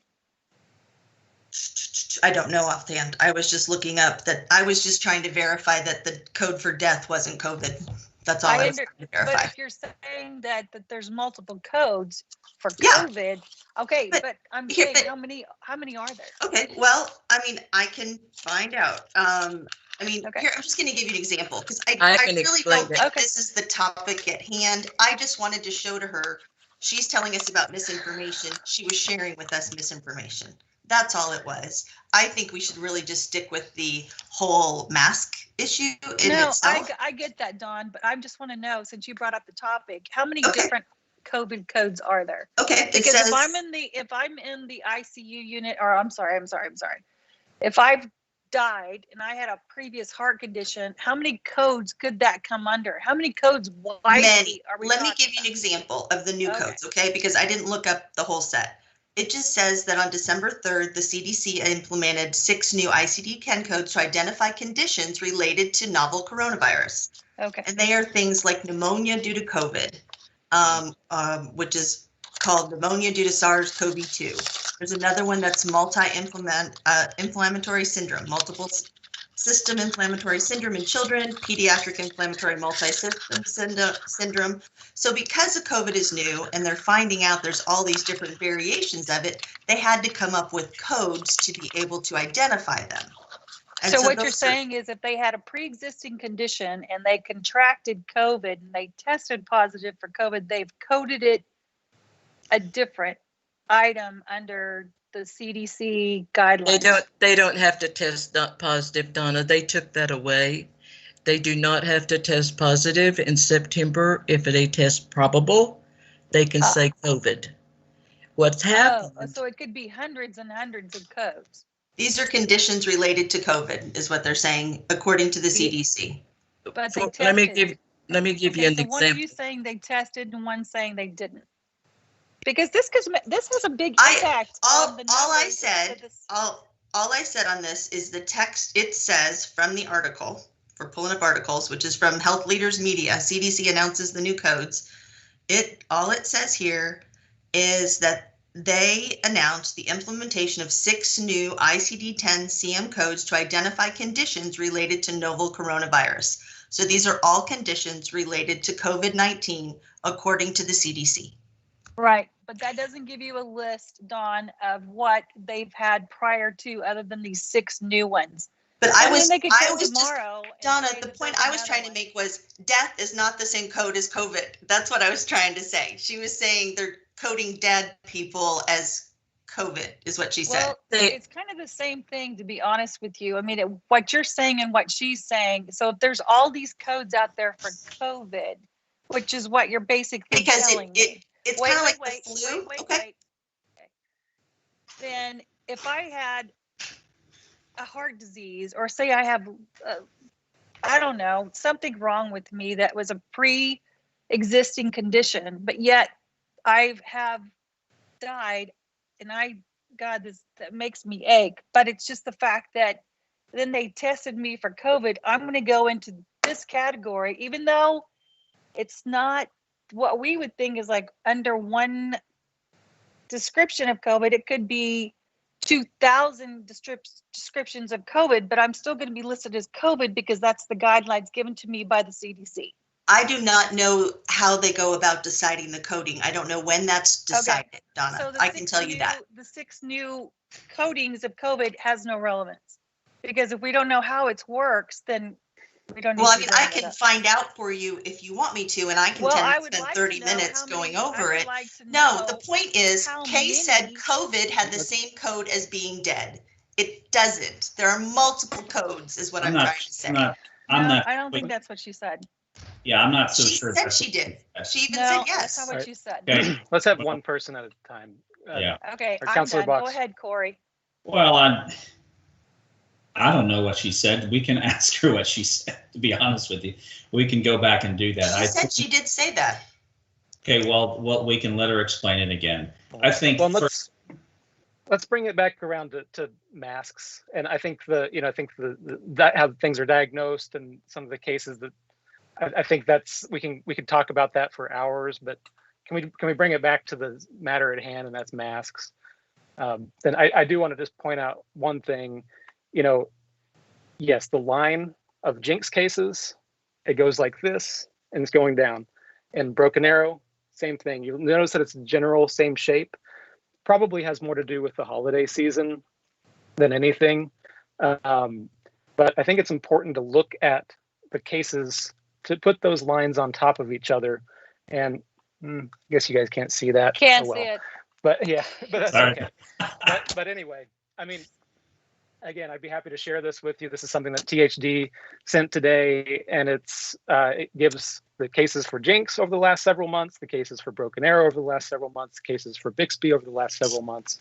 And yes, they follow the same general trajectory, and Jenks's line that's superimposed on those others is lower than Broken Arrow and Bixby. And so I do think what we're doing here is helping and making a difference. I know not everybody's happy with it. I don't love every part of this either, but I do think that it's helping us out, and I don't think it's a whole lot to ask. And Corey, I'm sorry, I talked over you, and Craig, I think you had your hand up. So Corey, can you get your comment in, and then we'll go to Craig. You know, and then Gary. I'll just say this, and I don't think anybody's position has changed since November. For some of us, it's just a core values thing. It's not about, we can add a little more evidence here and there, but, I know two people who were diagnosed with COVID who actually filled out the clipboard, filled out all the information prior to a test, stood in line for 35 minutes, got tired, left, took a business call, and 2 weeks later found out that they were diagnosed with COVID. I spoke to a doctor, an actual medical doctor, an actual surgeon at Napa Flats just 2 weeks ago. Very interesting conversation with him. He and his wife, I think, who was an ICU nurse. And, I've had a couple of these random interactions with normal. I know who they were at the time. Oh, you keep freezing up. My back? Yes, Yeah. we lost the last 5 seconds or so. I've come to the conclusion, where there's smoke, there's fire. There's a lot of fraud in COVID reporting. It's just, there's a lot of fraud. And the fact is I remember the day that we all get the chiefs, fire chiefs, emails with their cases. And I remember the day when they started reporting probable cases. And the reality of it is what's the current case load? Is it 180? Does anybody Today know? it was 134. Okay, 134, yeah. And that includes probable cases. And our kids are being sent home when they probably may have been in the vicinity of a kid who may have tested positive for COVID-19. So, there's so much vagary in all this, and I have to make, none of us are experts in any of this, and I have to, I give credit to the government to some extent. They're learning all the time, and they're trying to keep up with all this new data.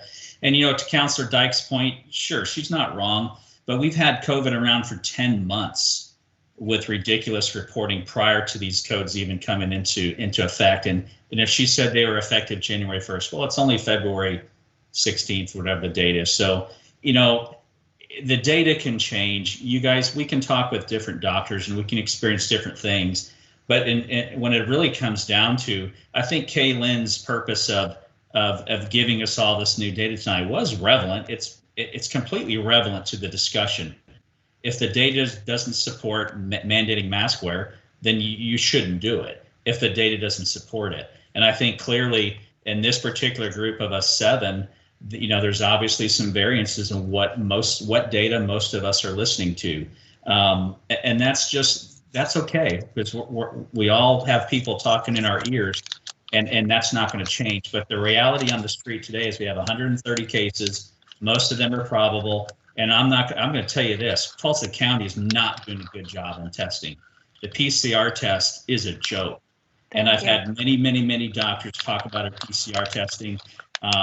And frankly, I think to Councilor Dyke's point, and I think what Caitlin was trying to say is, there was a gentleman who recently died, and he had many comorbidities, and he was obese, and he had a heart condition, and he did get COVID. And when he passed away, he was labeled as COVID death. There are a lot of unhealthy. COVID is this is a badass virus. Nobody here denies that. That's right. I'm not anti-mask. I've never have been. if you want to wear one, if you do whatever you can to protect your family.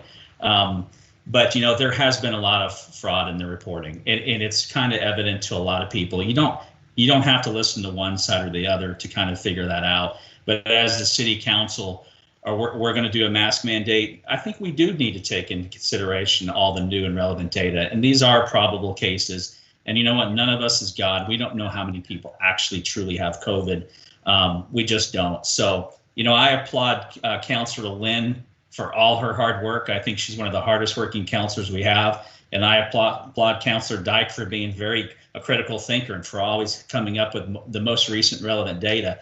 But both of them are right, because this information is relevant to the discussion. If there's no medical need for a mask mandate, then you don't have to consider it. The other thing to consider is what's really changed. Mayor, when did the mask mandate expire? It's been over a month. It's been a couple weeks. Yeah. I think I'm going to say one last thing, and it's going to be a topic of discussion for sure. But outside of the medical necessity for this, I think it's a bad idea, pure and simple, from a PR perspective and for the sake of our citizens, to consider this without an end date. It's bad. It makes no sense. And 2 out of the 3 people that I talked to that are for the mandate said it makes no sense. People don't want to be left in limbo. If you want to pass a mask mandate, and this council can do that tonight, put an end date on it and make it a very reasonable one. Councilor Isbell threw out a very reasonable number, but having no end date in sight is purely bad PR move. And I disagree with anybody who thinks you can pass a mandate and just say it's going to end whenever the governor says it's going to end, or whenever we decide to do something about it. Look how long it took us just to get to tonight. How many meetings have we canceled, either out of necessity or for whatever other reason, just to get to this vote tonight, and our mask mandate expired? It's a bad idea, pure and simple, to not put an expiration date on this. And I'll yield the microphone to whoever was next. Thank you, Mayor. Thank you, Councilor Murray. Yeah, and I appreciate everything that's been discussed on it. And Kay, you've done a wonderful job of looking into stuff and getting stuff. Unfortunately, we can pick up a newspaper, we can pick up a journal any day of the week, and things change. The Oklahoma State Department of Health, as of 7 p.m. last night, said this is the first time since late December that the state's reported fewer than 1,000 new cases a day. Okay, I mean, that's from the State Department of Health. The president of the United States recommends 100 days of mask would reduce the potential of the numbers that we have. Epidemiologists are in a study of the Lancet Digital Health said that their data found that a 10% increase in mask wearing with physical distancing would reduce the virus spread. I'll go back to what I discussed on the night that we first passed this. That, Oklahoma's got a seatbelt law that took effect in 1987. That was mandatory. As a police officer, I could stop people on the street for not wearing a seatbelt. But since 2009, there's been over 5,000 people have died in car wrecks, and there's a seatbelt law and they weren't wearing seatbelts. Unfortunately, we have the fact that people can have choices on this, but I think wearing a mask in order to protect others and yourself is not treading on anyone's rights as a citizen. And I'd just like to throw that out. Thank you. Thank you. Councilor Isbell, been very patient. If I could share my screen with the information provided by the Tulsa Health Department today to NCOG, I'm going to try to do that. Let's see. Push the button I accidentally pushed earlier, Gary. I don't know what it was. Leave it to our IT guy to do a screen share in our first virtual meeting of 2021. Thanks, Gary. Let's see here. Can you, I'm going to select this one. Here we go. Hey, nice job. There you go. This is the average monthly percent positive rate in Tulsa from the Tulsa Health Department. When we passed the mask mandate, we were at 23 out of every 100 tests that were positive. As of January, we are at 30 out of every 100 tests that are positive. The numbers are going up. What's the PCR cycle on that? You know, I don't know what the PCR cycle is on that, but this is the information. Anything over 30 is going to be a false positive. So it would help to have the PCR cycle on this chart. This chart just shows the number of positive cases out of 100, or the percentage of positive cases for the given month, period. I know. And what I'm And saying is that PCR, Gary, I hate to interrupt, but the PCR is important because the PCR cycle itself, anything over 30 is going to give you a very false positive, and that's been proven. And that's even with the World Health Organization, CDC, Tulsa Health Department. So it'd be nice to know with this chart that you're showing us, what was the PCR rating at the time that they reported this? And what is it now? And that would absolutely help us as far as if the numbers are dropping and the PCR, since the President Biden took over, has been lowered, is that the reason for the drop? Donna, can you or Kaylin explain to everyone, if you don't mind, in layman's terms, the PCR cycles and to the best of your ability? Okay, do you want, or do you? Yep, I can. Okay, I can jump in if you need me, but I'll let you have it. I'm sorry, Mayor. I just thought since we keep talking about PCR, somebody should explain it. We do have people watching. And Gary, we'll get right back to you. Let me talk about the PCR. This article here explains it extremely well and the importance of the PCR.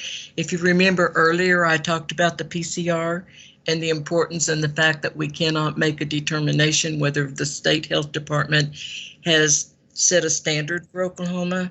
We can't seem to find that out. I'm working with some people to see if we can find out if the state has sent out information regarding the standard. A PCR is, it's like, let me see if one of these can do it better than I can.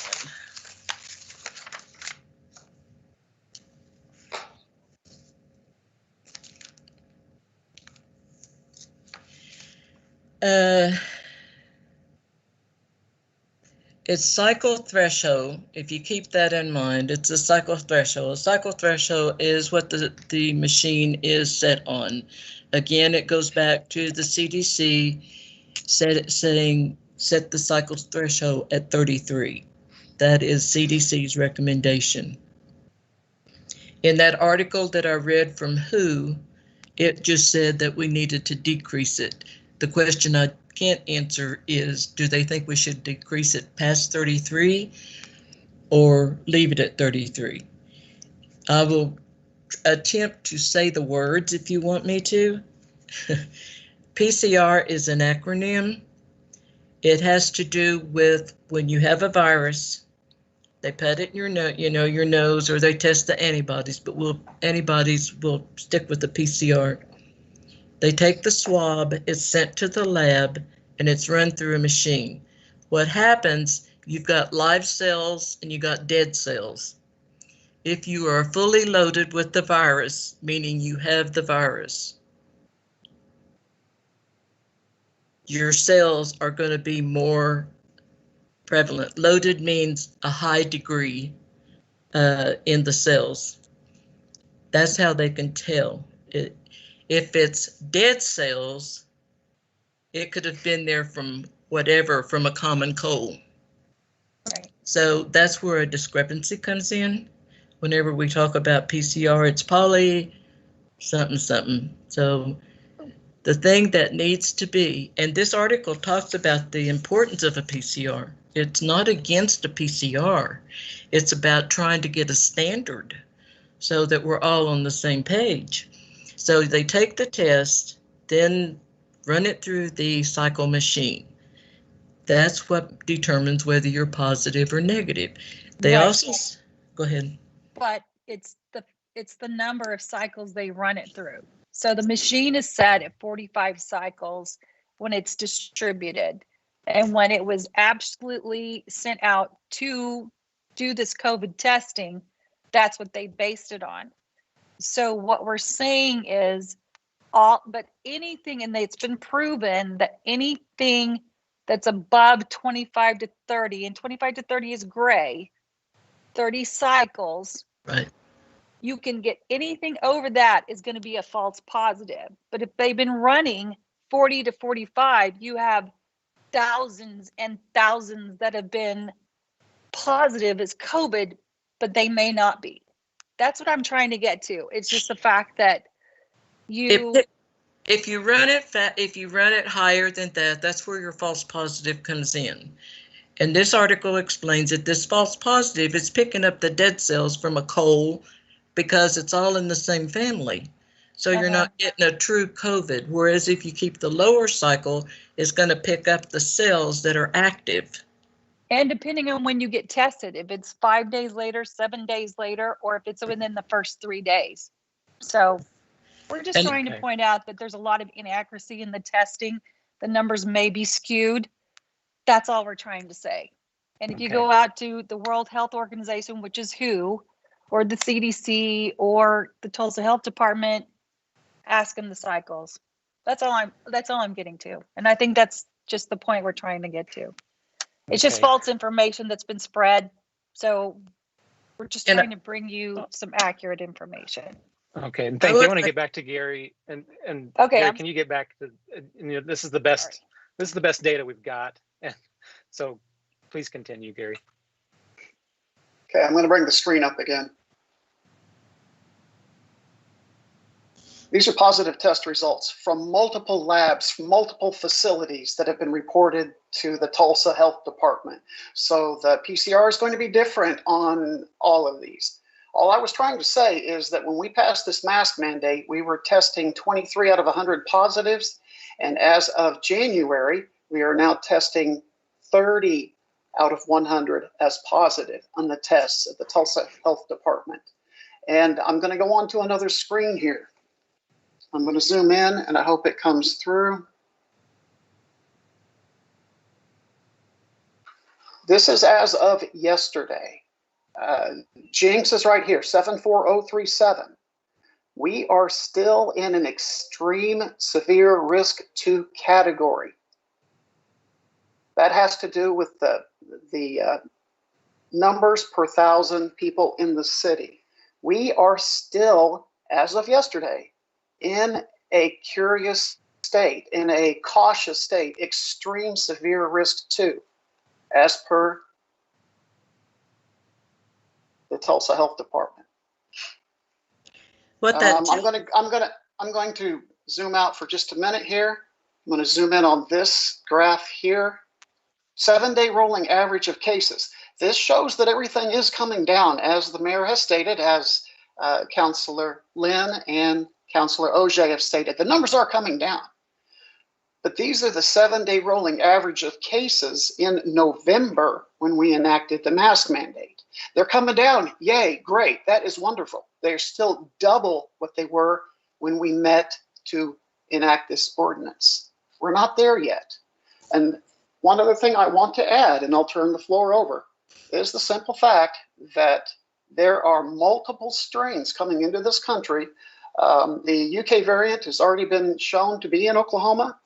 There are approximately 7 different variations of this virus out there.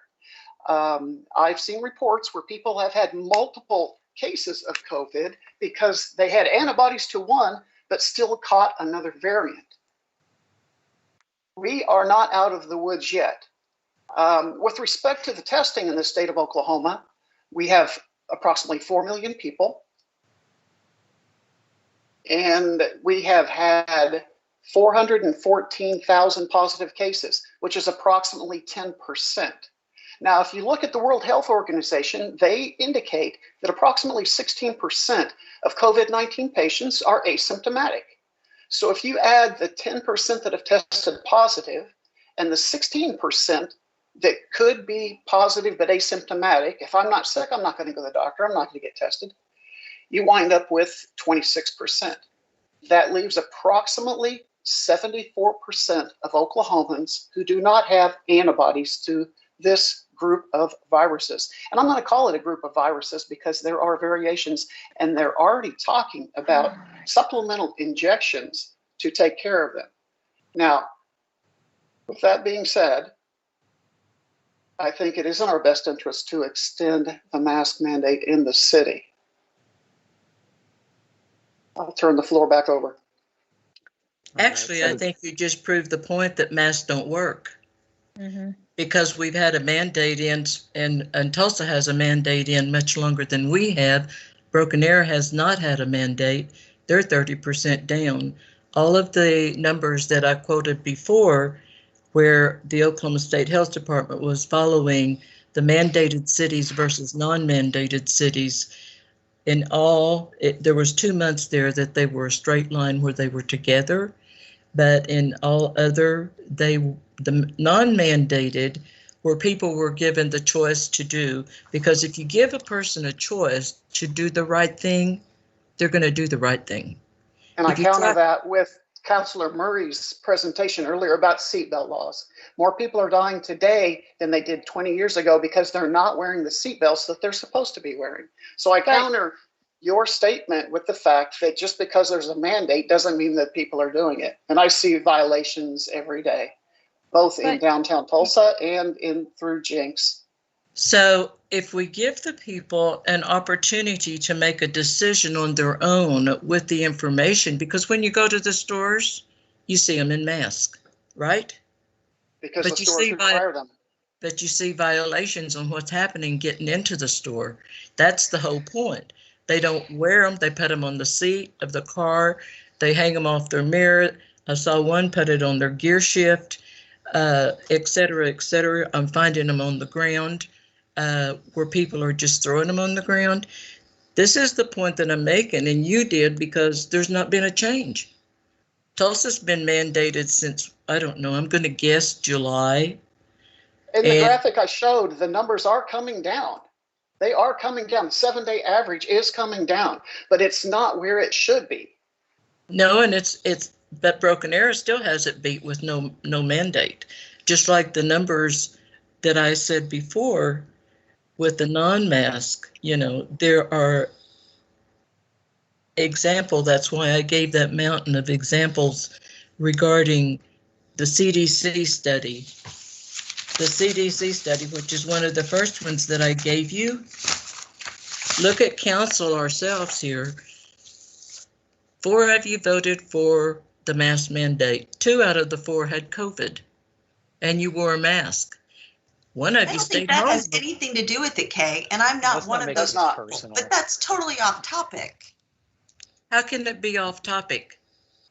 You can get COVID wearing a mask. You can get COVID not wearing a mask. It doesn't just come through your mouth and your nose. So why are we mandating it?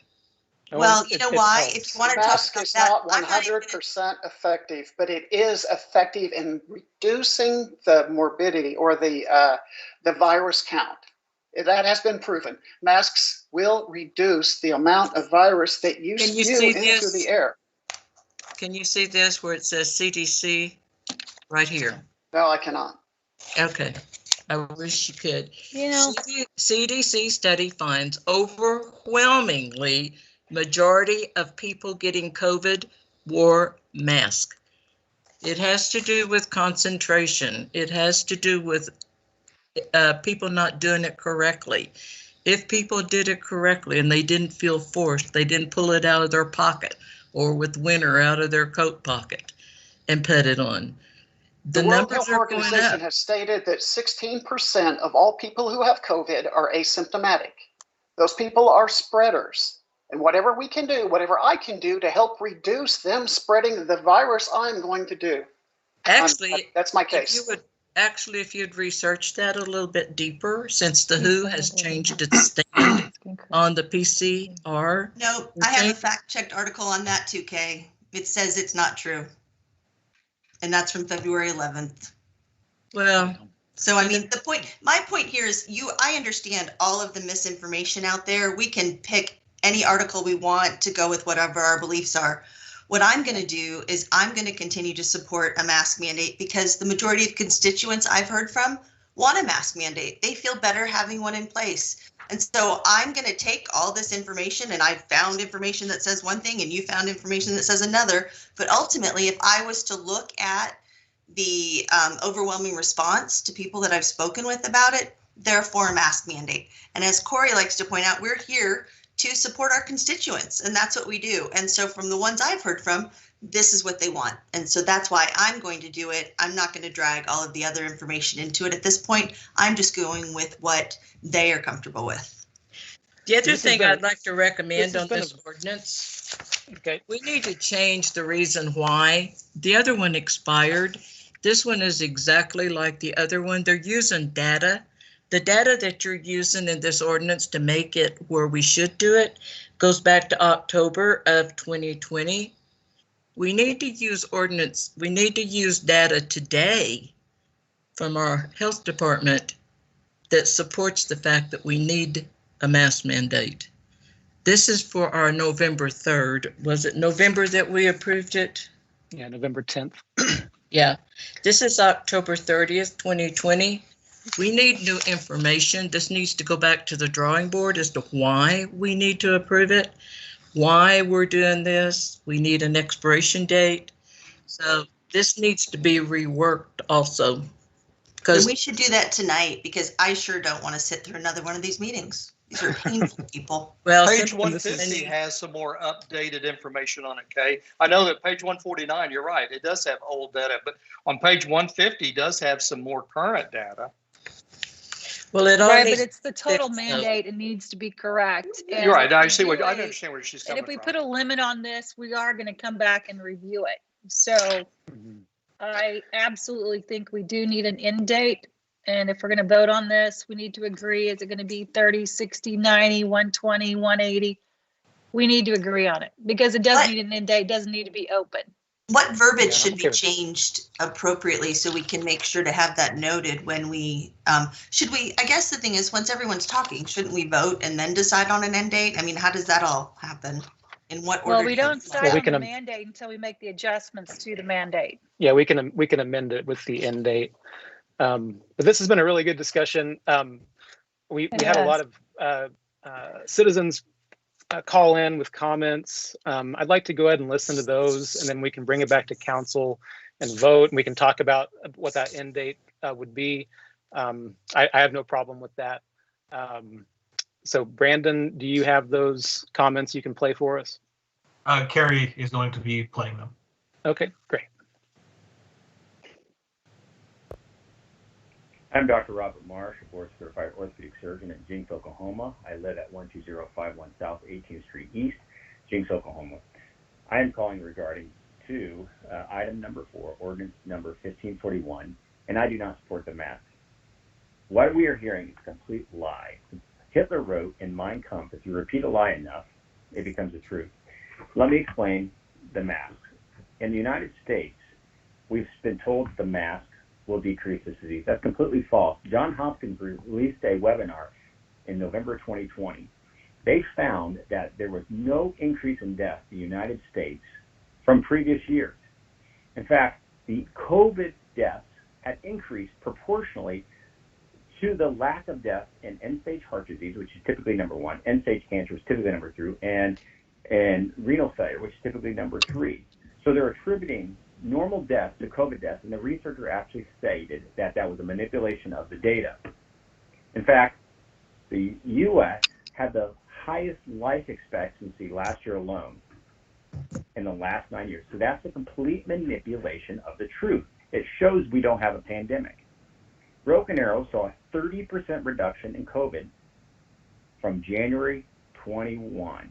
Is that interesting? It's actually not, because the World Health Organization came out 3 weeks ago and said that PCR tests, which were used in town at 40 cycles, is 100% false positive. Last week alone in the U.S., we saw a 43% reduction in COVID.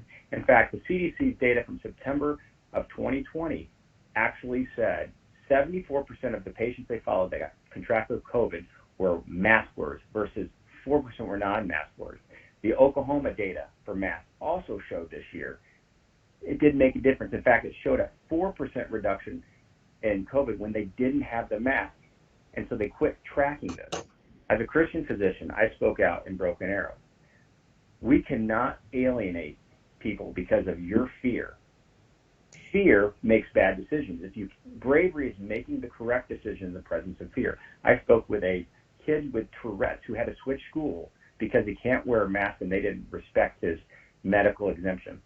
I spoke to 3 rape victims who had post-traumatic stress and had to move from Tulsa to Broken Arrow because Tulsa would not recognize that they're exempted. So stop pushing the mask. It's fake. It's bad data. And if you want to, I'll sit down with each of the city councilmen and show you the data. My goal is that you walk away here knowing the truth. The truth will always set you free. Fear only enslaves people. Thank you. Hello, my name is Bridget Burritt, and my address is 716 West 120th Court South, Jenks, Oklahoma. I'm commenting on the mask mandate, and I am commenting to ask that you vote no on this mask mandate. Statistics show that the masks are not decreasing the number of cases. Therefore, we don't need to infringe upon the citizens of Jenks and our freedoms to wear a mask. It is our medical freedom to decide what is best for ourselves and our family, not the role of government to infringe on our medical freedom. So I'm asking that you please vote no on this agenda. Please follow what Broken Arrow has done for the past 3 times and voted no, and their city sales tax is increasing because people are going to Broken Arrow to buy products, myself including. Please vote no on this issue. Thank you. Hi, my name is Autumn Folks. I am a Jenks resident, 914 North 1st Street. We're right behind the high school in Ward 1. I'm calling in to comment on agenda items 4 and 5. First, I want to say to the mayor, the vice mayor, and the city council members how upset and appalled and disgusted I was that anyone would threaten our city council meeting and all of the civic-minded people who'd be attending and guiding that meeting. I'm so sorry that y'all were subject to those threats. And what I want to say secondly is what I would have said had I been able to attend that meeting. I support keeping the mask mandate in place until summer. Maybe at that meeting we would have heard some experts who would explain why literally every hospital in the land uses masks to keep their staff safe, why it can help us business owners and citizens. And I'm sure you would have also heard from people who feel that they are inconvenienced by masks. Well, those same arguments were made when states decided to make seatbelts a requirement when driving on public roads. Yes, it is inconvenient and restricting, but it does save lives. The difference between a seatbelt requirement and a mask requirement is that we're not going to have to wear masks forever. It's just a temporary situation. Lastly, for me, as a business owner, a mandate makes it really easy for me to require patrons to wear masks by getting to pass the buck up. And I get to say, well, it's a mandate and we obey the law here. I have customers from all political leanings, belief systems. It helps me as a business owner avoid offending my patrons when I can point to a mandate passed down from the local, state, or federal government.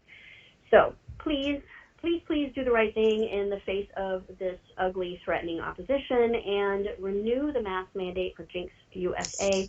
Let's keep our citizens safe. Thank you.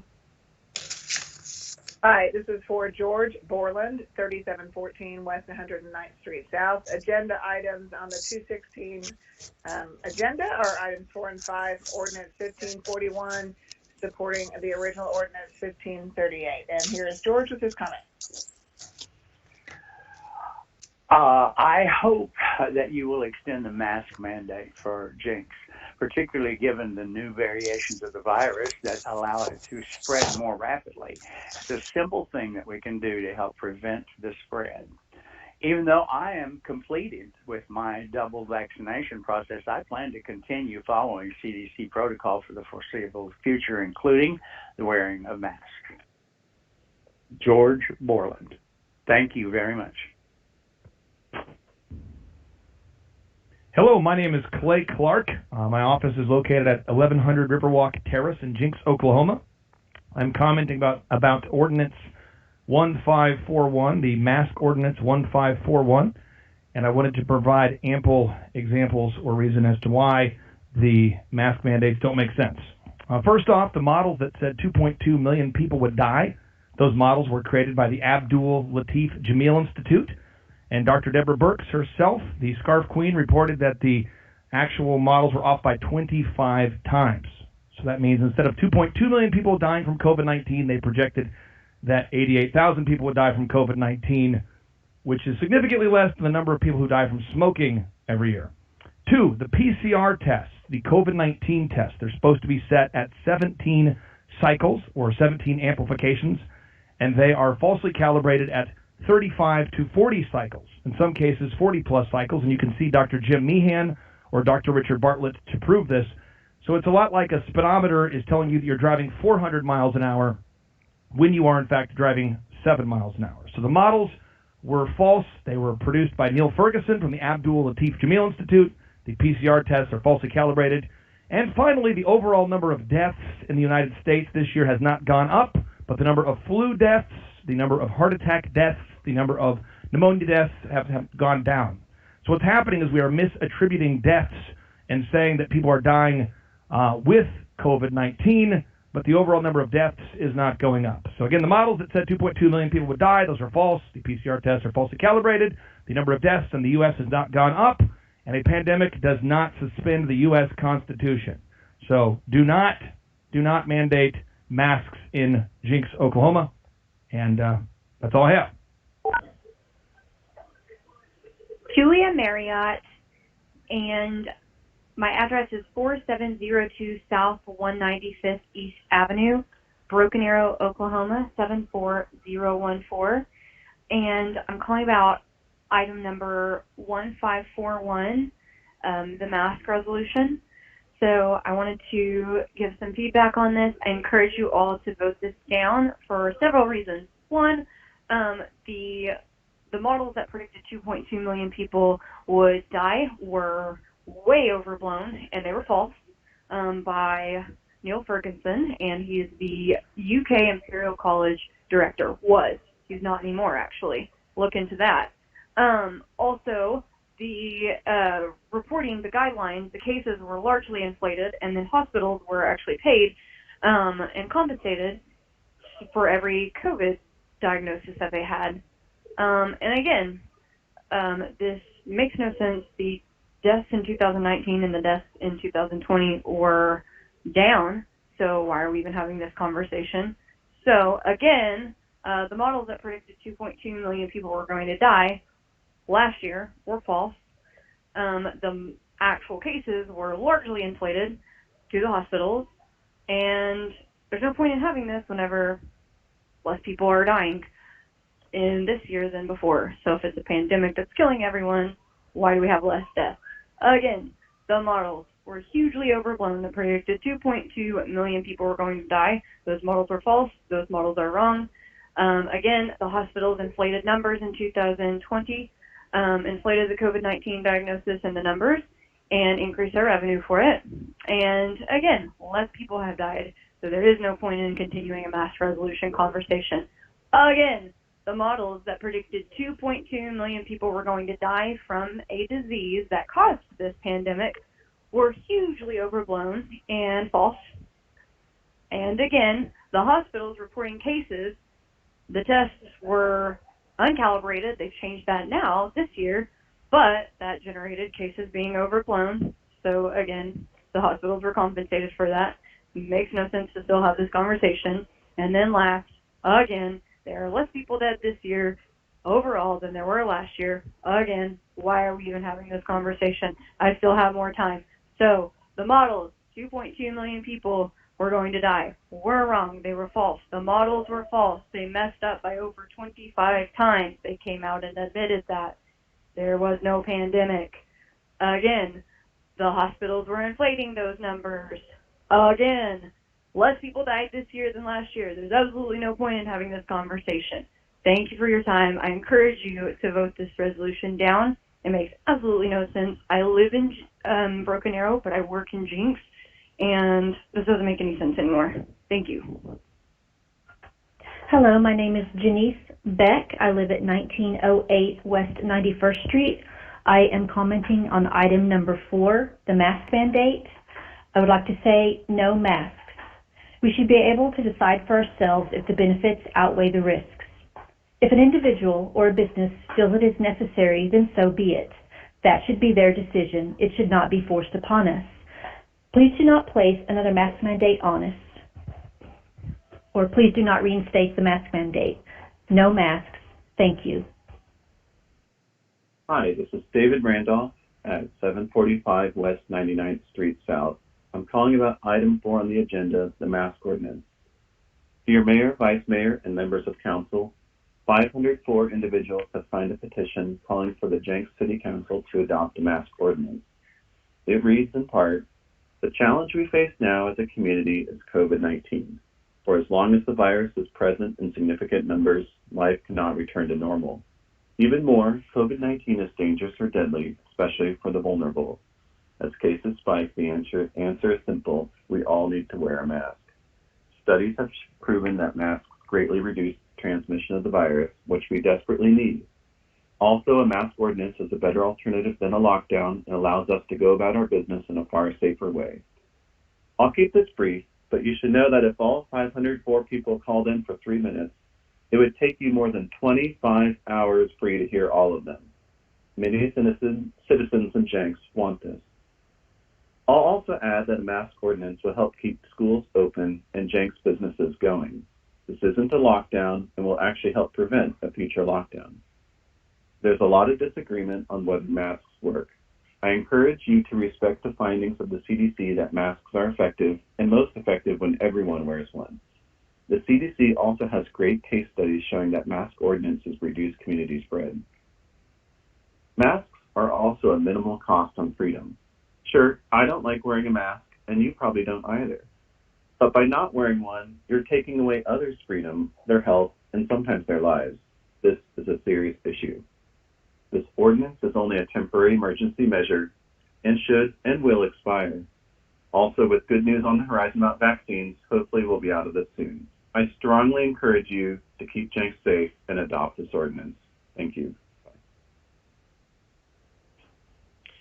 Andrew Bloomer, 12249 South Glen Court, Jenks, Oklahoma, 74037. Item number 4, 1541, the Jenks City mask mandate.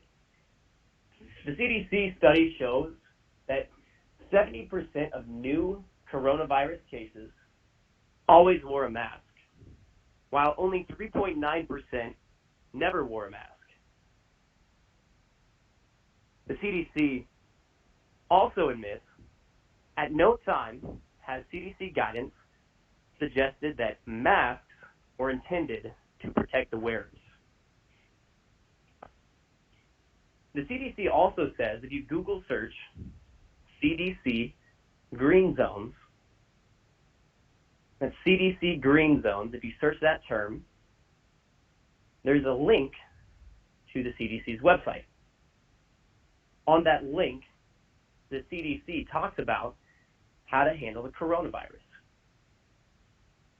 how to quarantine people, and they're recommending that they use green zones to quarantine people.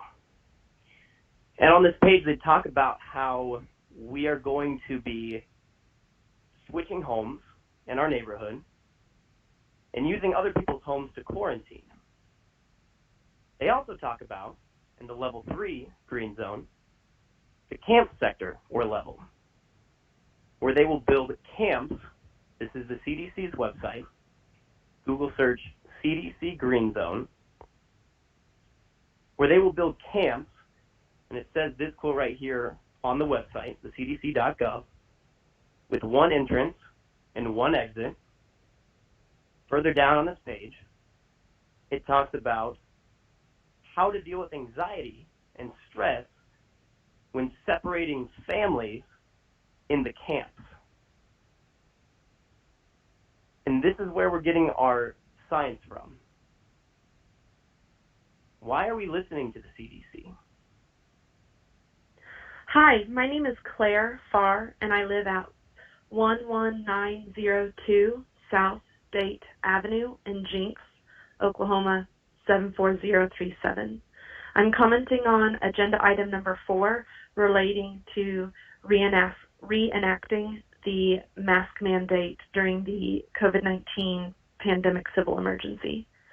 The pandemic is very serious, taking a toll on our health infrastructure and the livelihoods and truly the lives of many of our community members. While conditions locally have improved, it's still a very serious situation. The science is clear around masking. Masking is an easy, very accessible steps that we can each take to reduce the community transmission of this dangerous virus. This should not be a partisan issue. Businesses and schools can best stay open and operate if and only if we take the necessary action to reduce community transmission, and masks are the way to do that. It's clear, based on how things have gone in our community, that the mask mandate is necessary to bring adoption of masks to a high enough rate to make an impact. Please step aside from the politicization of this health emergency and focus on showing leadership and taking action to keep our community healthy and open for business. Please reenact the mask mandate. Thank you. Good morning. My name is Lori Lawley. I live at 522 West E Street in Jenks, and I'm commenting on items number 4 and 5 on the City Council's agenda for February 16th of 2021. Members of Jenks City Council, I'm proud that both of my kids graduated from Jenks schools, and I feel fortunate and blessed to call Jenks home. The purpose of this message is to ask you to please reinstate the mask mandate in Jenks as soon as possible. Thankfully, our community is finally seeing a decrease in COVID numbers, but we need to remain vigilant in order to hope that we can resume some kind of normalcy in the near future. While we wait for the vaccine to be available to everyone, the most effective measure that we have to prevent the spread of COVID continues to be masks. Please commit to making sure that our beloved Jenks continues to be part of the solution and reinstate our city's mask mandate. Thank you. Hi, this is Dr. Hang Vu. I'm at 1101 South Hudson. I am a practicing board-certified, double-boarded, reboarded nephrologist. And I want to comment on ordinance number 4, item 1541. Again, that's ordinance 4, 1541. This is regarding the mask mandate. All I have to say is I seriously can't believe it is February of 2021 and people are still wearing masks. Masks do not protect. I've said this, Dr. Meehan has said this. It didn't protect 10 years ago, didn't protect last year, and it ain't protecting this year. Studies have shown that the people who get COVID, 70% of the people who get COVID are the ones that wear masks. People who don't wear masks are slowly immunized over time. I'm a doctor. I'm a practicing physician. I've had 1,000 COVID positive contacts with COVID positive patients in 3 months, and I am still upright, alive, and breathing. I do not wear a mask except when I'm in the hospital because the hospital requires me to. Otherwise, I have self-inoculated myself. I also want to comment that, again, there's just, if you read Meehan's study, it clearly shows that the pore size of the mask is a lot larger than the particle of the mask. It's unbelievable why people are still wearing masks today. The science definitely does not support wearing masks. I think that people who want to wear masks, my God, it's a free country by all means. But those porters should not transmit or transfer their fears onto people who don't want to wear masks. If you want to wear masks, by all means, but don't tread on the rest of us. That's all I have to say. So I'm urging the City Council of Jenks to join the rest of society and make a mass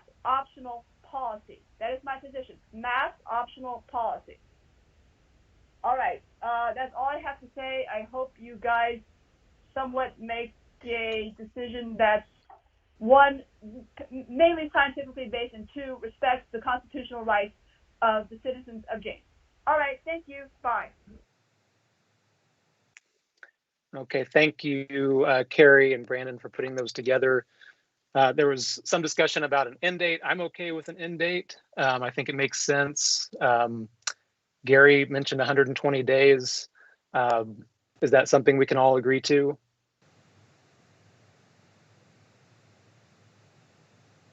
Okay. I say 90 days if this passes.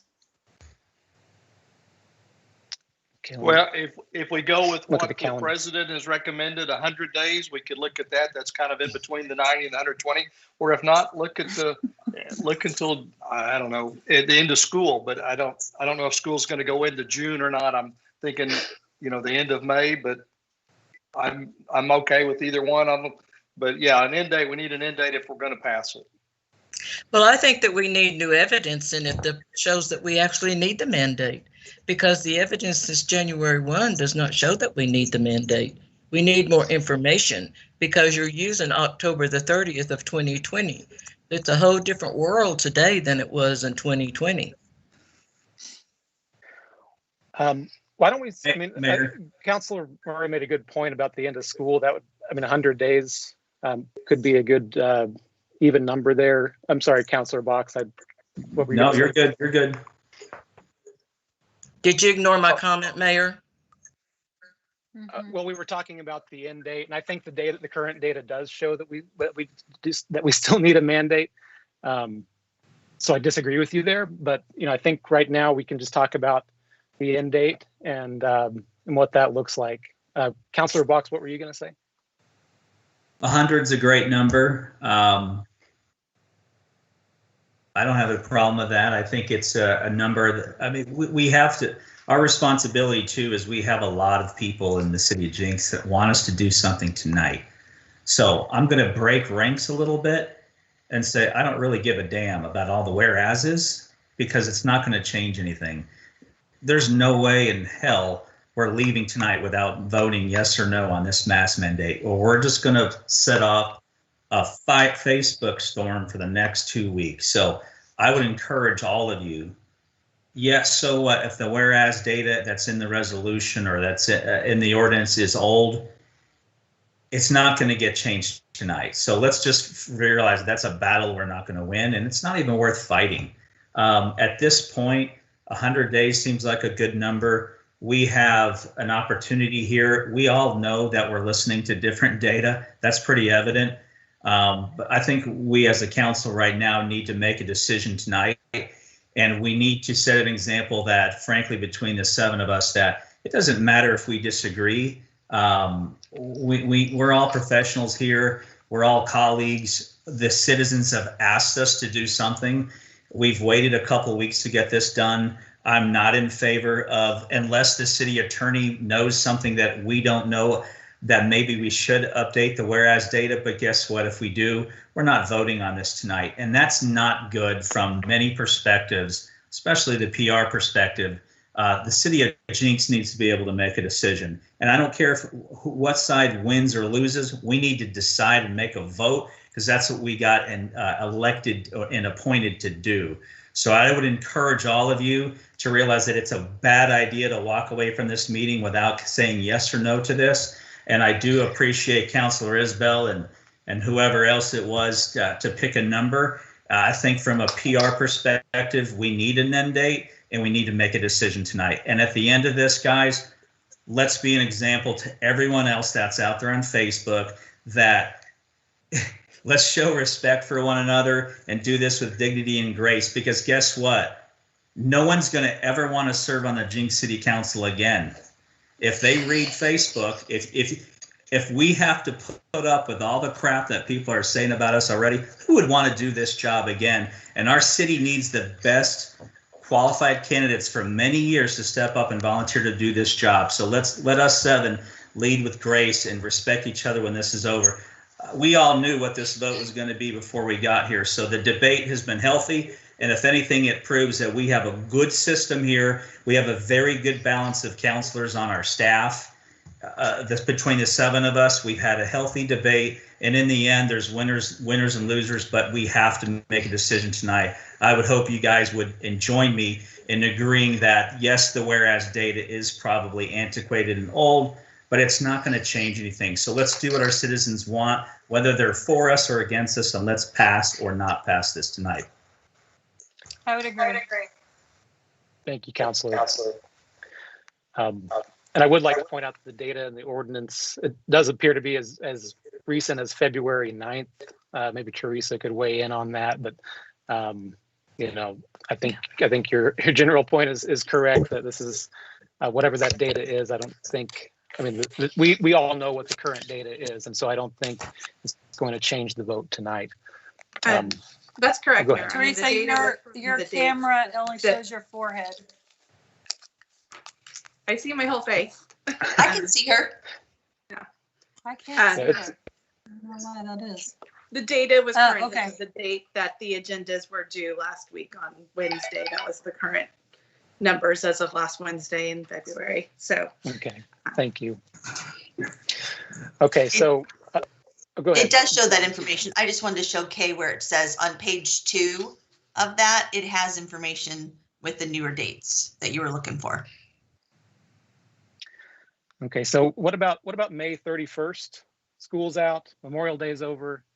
That's a good round, you know, and June 1st, or, you know, you can take it up in May, or it can expire in June. That seems like a reasonable amount of time. Do we have any motions? I would like to make the motion to approve ordinance number 1541, reenacting Jenks City Code, Chapter 14, offenses, Section 14-4-3, face coverings and social distancing during COVID-19 pandemic, civil emergency, providing for severability and declaring an emergency, with the change in Section D, expiration of ordinance, to state the ordinance shall expire May 31st, 21, unless repealed by city council by subsequent ordinance. Thank you. I will second that. All right, thank you. Let's vote. I just wanted to point one thing out real quick, and that's, well, what if the governor says the emergency's over before May 31st? Do we want to include that language? I think that'd be fine. Like, leave that language in? Because right now, okay. Are we just Would you like me adding to restate? I don't think we need to restate. I think we just need to put in there, unless there is a recall from the governor, whatever. I mean, like it was stated before, but just leave that in there and just put the date in. Okay. Yeah, so you could just move Teresa, it. do I need to restate for clarity? I would go ahead and restate for clarity. Okay. All right. I make the motion to approve item number 4, request to approve ordinance 1541 with the amendment to Section D, expiration of ordinance. This ordinance shall expire the earlier of the expiration of all emergency declarations related to COVID-19 by the governor of the state of Oklahoma, or repeal, modification, or extension by the city council through subsequent ordinance with an expiration of 5/31/21. And I will still second that. Okay. Did that cover everything we needed? Legal minds? Well, I think it does. I think so. Okay. All right, let's vote. It does. Good motion. Caitlin? No. Ogier? No. Murray? Yes. Isbell? Yes. Box? No. Dyke? Yes. Merrily? Yes, the motion carries. Thank you, everyone, for that discussion. On to item 5, request to approve emergency clause for ordinance number 1541, making it effective immediately upon passage. So moved. Seconded. Thank you. Let's vote. Lynn, Oh, yes, sorry. OJ, Yes. Murray, Yes. Isbell, Yes. Box, Yes. Dyke, Yes. Mayor Lee. Yes. Item 6, request to approve JZ21 SUP 111 MIL, a request by Bell Land Use LLC for a minor amendment to SUP 111 to establish new boundary lines, establish allowed uses, determine current facilities and uses, and eliminate approved conditions not in keeping with the vision. The general location is 528 East 121st Street South. Ms. Hilton, welcome back. Thank you, Mr. Mayor. Thank you, council and staff. This is an SUP minor amendment. The code of Jenks does not actually lay out a process for amending a specific use permit. And we're talking about the Immel property, also known as 5 Oaks Lodge. And as we go through this staff report, I'll show you some photos of the area. This was started a long time ago.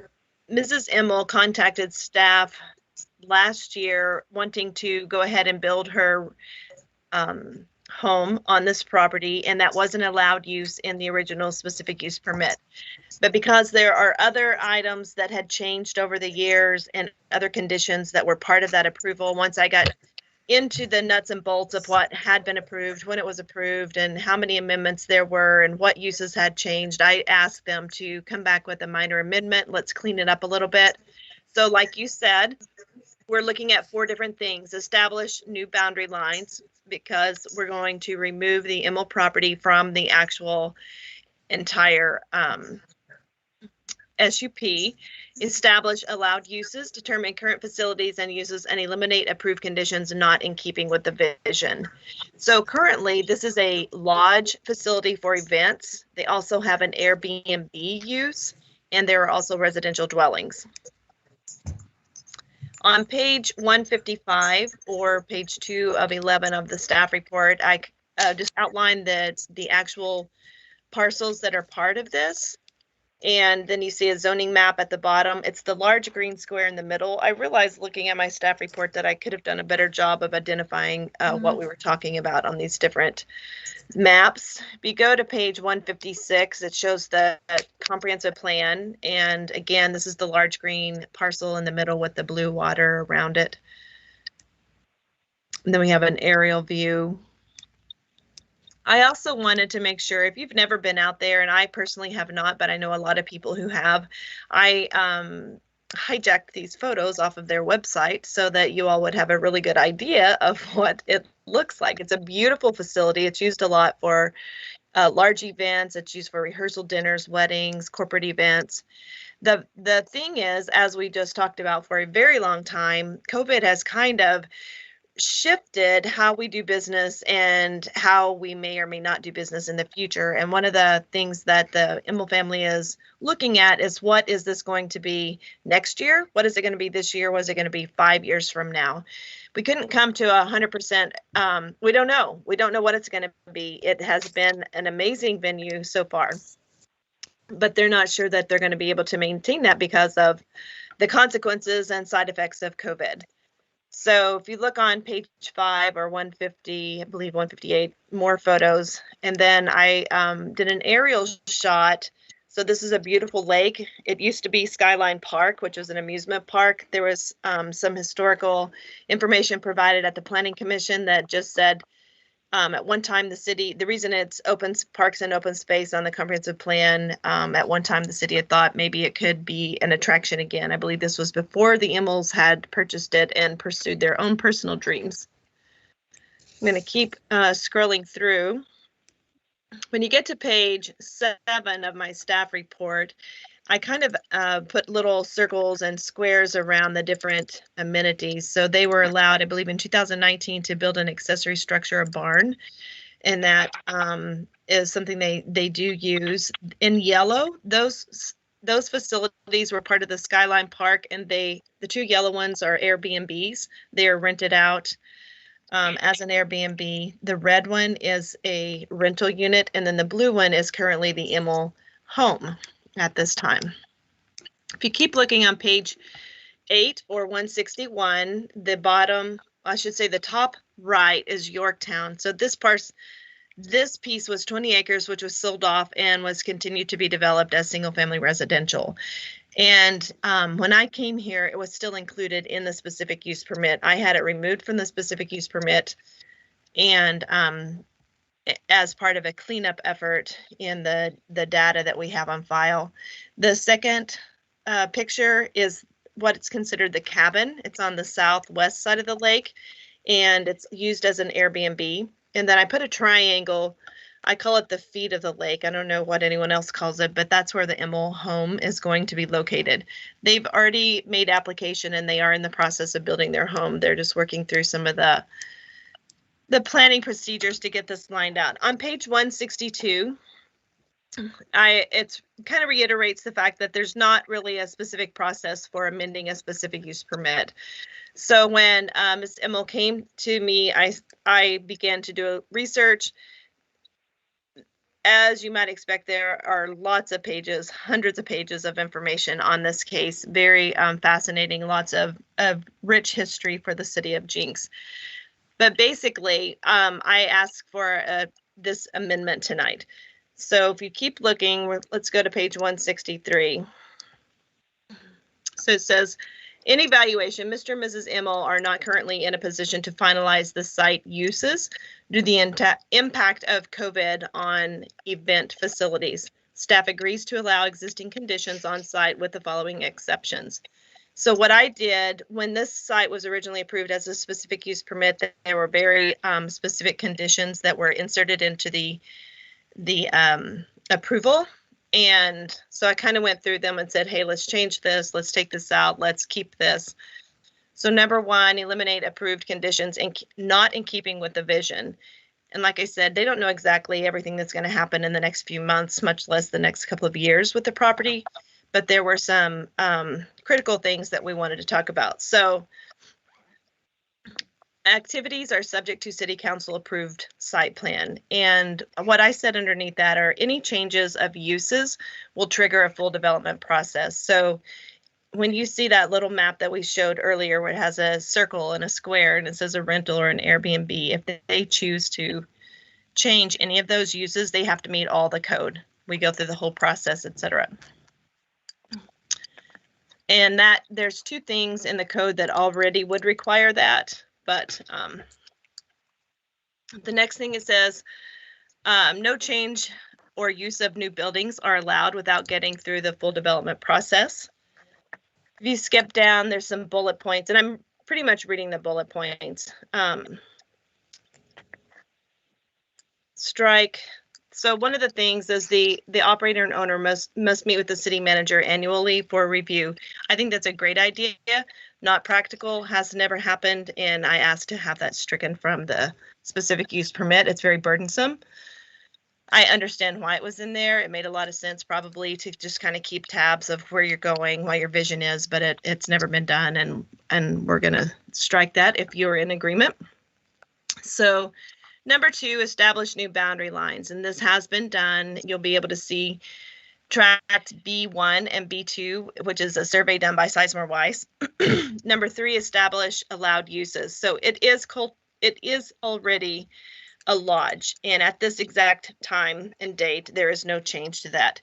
It does have offices. At this time, there is no requested change. There are 2 single-family residences, and there is no requested change. What there is a change from the original intent to now, what was considered bed and breakfast is now really Airbnb structures, or we'll call them vacation home rentals.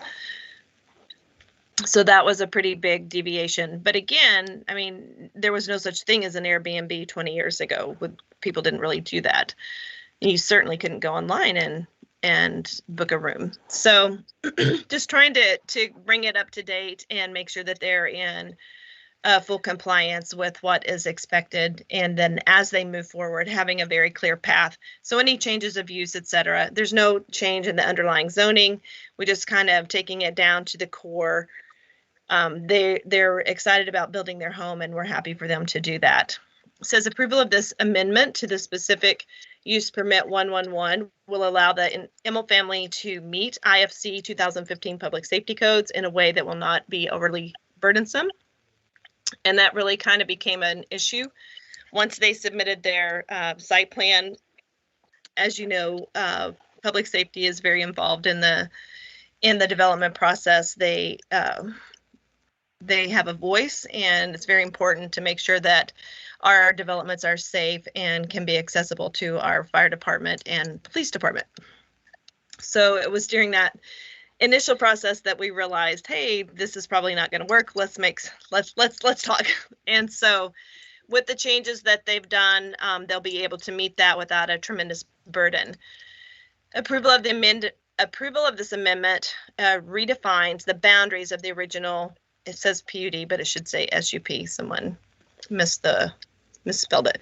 Staff expects the cabin near Wakefield to be removed from specific use permit 111 through a lot split, creating 2 new lots. Both lots will be used as single family residences. So with that being said, staff and planning commission in a vote of 6-1, and the one being Mr. Fulkerson, who's no longer there, recommend approval of JZ 21 SUP 111, which is a minor amendment. If you keep looking, I included the development plan that was submitted by Mr. Bell on page 165 and 166.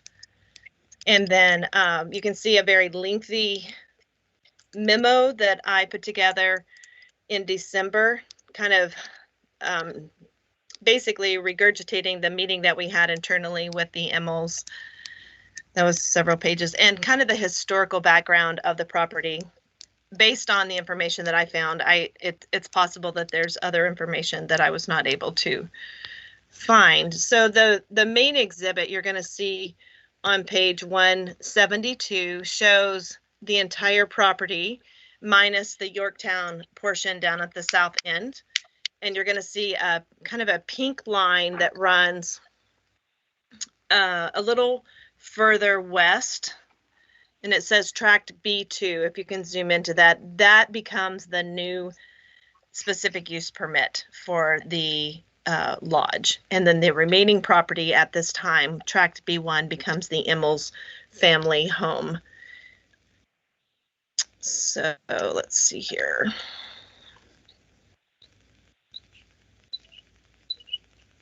I think the rest of it just becomes more information about the engineering. There is an aerial view later on. And then basically the deeds we ask one. So this, instead of doing a formal lot split, Mr. Bell went through state statute and went straight to county, and you can actually lot split your property if you have 20 acres or more. And in this case, they certainly had more than 20 acres.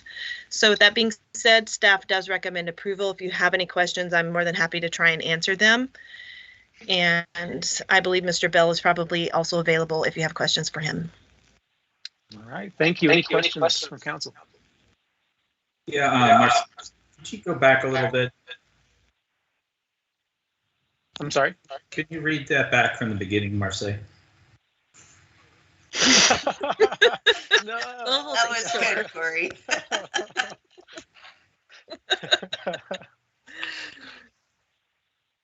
I like any other questions, Corey? We pick on the people we like. Good job, Marseille. Ditto that. Mayor, does anybody want to hear from Mr. Bell? I always love to hear from Mr. Bell. I don't think I need to in this case. But you know, if anyone has any questions for him, don't hold back. Well, it's been so long since you heard his voice. Mr. Bell, why don't you just say hello, and so we can say we've heard from you in the first quarter, then we can move on. Mayor and members of council, it is a pleasure to listen to this entire evening. I took my mask off, and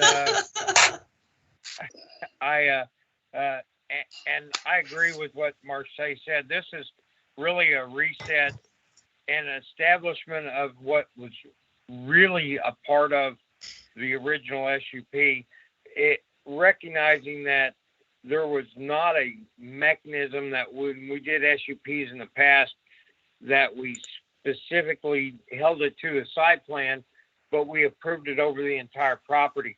And at that time, this was two lots of record, and it was approved over an entire 180-acre ranch, and it really is only affecting the 40 acres. And so what we're doing is resetting it to that 40 acres to and the current uses, and then we look forward to working with the MOs to find out what this can be in the future as we come out of the pandemic. So thank you very much for your support, and I'll shut up now. Thank you, Robert. Thank you, Mr. Bell. All right, any other questions from council? Any motions? I move to approve, let's see here, JZ21 SUP-111.MI1. Okay. And I'll second it. All right, thank you. Let's vote. Caitlin, Yes. OJ, Yes. Murray, Yes. Isbell, Yes. Box. You're muted, Councilor Box. Yes. Dyke, Yes. Mayor Lee. Yes. Let's see, item 7, request to approve ordinance number 1542, amending ordinance number 1474 relating to SUP 111.MIL.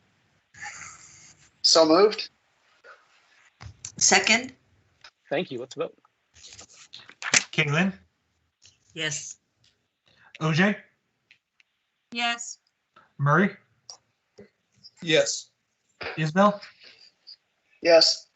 Box, Yes. Dyke, Yes. Mayor Lee. Yes. Item 8, request to approve emergency clause for ordinance number 1542, making it effective immediately upon passage. So moved. Second. Thank you. Let's vote. Caitlin, Yes. OJ, Yes. Murray, Yes. Isbell, Yes. Box, Yes. Dyke, Yes. Mayor Lee. Yes.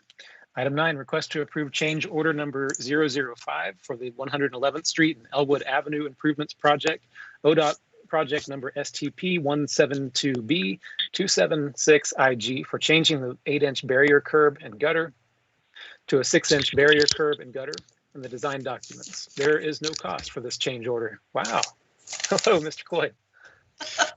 Good evening, Mr. Mayor, city councilors, and Oh my staff. gosh, there's no change order amount. No money. Hey, Dawn, They're Dawn, getting the Dawn, gist there's no finally. change. At least ask for $10 or something. All right, sorry. Go ahead. That's all right. That's all right. This change order really just is to document the change from the 8-inch curb to a 6-inch curb to due to ambiguity in the plans. The reason that I'm bringing this before you is because all changes required during construction are a modification to the approved contract. So this is a contract that the city council approved, and it is a change, even though it's a no-cost change and it's a minor change. I just wanted to bring it before you. This is fairly straightforward, but if you have any questions, I'm open to answering them. Make a motion to approve item 9. Go ahead, Corey. Okay. I'd like to make a motion, Mayor, that we approve item number 9. Okay. I had a question. Sure. Sorry. I guess my question would be, and I know we're all happy that it's not costing us more, but if it's going from a 8-inch to a 6-inch, I would just generally think because that's smaller, there would be maybe a little reimbursement back or a little something. I don't know. Maybe I don't understand it the correct way. Well, in the memo, we kind of state that the cost was really a wash. That's why there's no cost associated with this. I know it sounds like two inches difference, but I guess in the construction world, there really wasn't much of a difference in cost. And it's what they'd been installing. They'd been installing the 6-inch, and they were showing 8 in some areas of the plans and 6 in others. And I guess basically this we had ambiguity and maybe just a lack of clear statement of what the curb should have been all throughout the project. And this is just to try to clear that up. So the 2 inches that we're not having to lay concrete for, there's no credit to the city of Jenks. We're just going to take a 6-inch and call it a wash. I believe that's the case, Vice Mayor. Well, we're not going to go rip out the 6-inch and put it in the 8-inch. Instead of just adding the 2 inches on top. Yeah. Where does all the extra concrete go? I'm just saying. Are there other materials? I was going to lay a concrete, driveway, and it's a 6-inch or an 8-inch. I knew I jinxed myself by saying I thought this was a straightforward. You haven't dealt with this council enough yet. You're still the new guy. Yeah, that's true. Yeah. I haven't heard my lumps yet. So are there other materials involved in the 6-inch versus the 8-inch, or can you give us some idea of this? Because I think that is the question that we have: is what is the practical difference in the cost there? If there's or what is the practical difference in the materials if there's no practical distance in the cost? Difference Sorry. in the cost. I guess what the way I understand this is that they've been installing 6-inch curb throughout the project, and it's 6-inch in some parts of the plans, and maybe mentioned 8 inches in another part of the plans. But we've been installing 6-inch curb throughout the project. So to clean it up is to just make everything 6-inch and take the mention of 8-inch out of the plans is how I understand what this change order is about. Okay. It's not. So what was the bid initially for 6-inch or 8-inch? Because if they're bidding that they're going to do it for this amount of millions of dollars, and now they're saying, well, to make it conform to everything, it's going to be 6 inches. So that's 2 inches difference, and that's a big cost difference. So Donna, what was the 6-inch price was more than the 8-inch price, it says here. It says the price for 6-inch barrier curb is similar to or above the pricing for an 8-inch barrier curb. So, which makes no sense. But then again, we are not the experts, and this doesn't cost us any more money. Absolutely.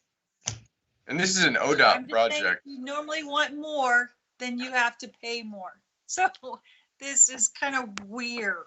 I just want to clarify. Well, we missed a lot on this project, but yeah, no, as Chris said, it's ODOT, so we don't really have much of a choice. This is an ODOT project that we are participating in at the level of 25 to 30%. So I mean, this, Right. But we still have money out of pocket for it. So ODOT, it's an ODOT project, but we've still had to change some We things. still and pay give them some more 25% money. of that. So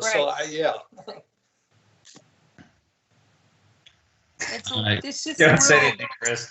We're just trying to get to why there's a difference. That's all they were asking. Yeah. Yeah. The costs will be reconciled on the back end, right? Yes, as it'll cost us. Yes. Yeah. For this change order, the cost to reconcile is 0. So. Right. Yeah. Right. Oh, the project's not done yet, Chris. But thank you for that positive thought. I said for this change order. Right. Okay. Any motions on this item? Item 9. Reinstate my motion to approve item number 9. I will second that. All right. Thank you. Let's vote. Kaylin, Yes. OJ, Yes. Murray, Yes. Isbell, Yes. Box, Yes. Dyke, Yes. Mayor Lee. Yes. Item 10, request to enter into an agreement with Universal Field Services Incorporated for right-of-way acquisition for Main Street, Elm Street to First Street, ODOT project number STP 3155004, in the total amount of $45,600, including the city portion in the amount of $11,400. Funding for the same is included in the 2020 GO bond projects, account number 278605393, Main Street improvements, roads and bridges. Is this you again, Mr. Cloyd? Yes, sir. All right. Mr. Mayor, City Council, and staff, ODOT requires the city to request prices from an approved list for right-of-way agents and appraisal reviewers. So for the Main Street project, that's Elm Street to First Street, Universal Field Services was selected to provide as the right-of-way agent for this project, and ODOT has approved them. So staff request to enter into an agreement with Universal Field Services to provide those services on this project. Any questions? Any questions? I make a motion to approve item number 10. I'll second. I'll second it. Great. Let's vote. Kaylin, Yes. OJ, Yes. Murray, Yes. Isbell, Yes.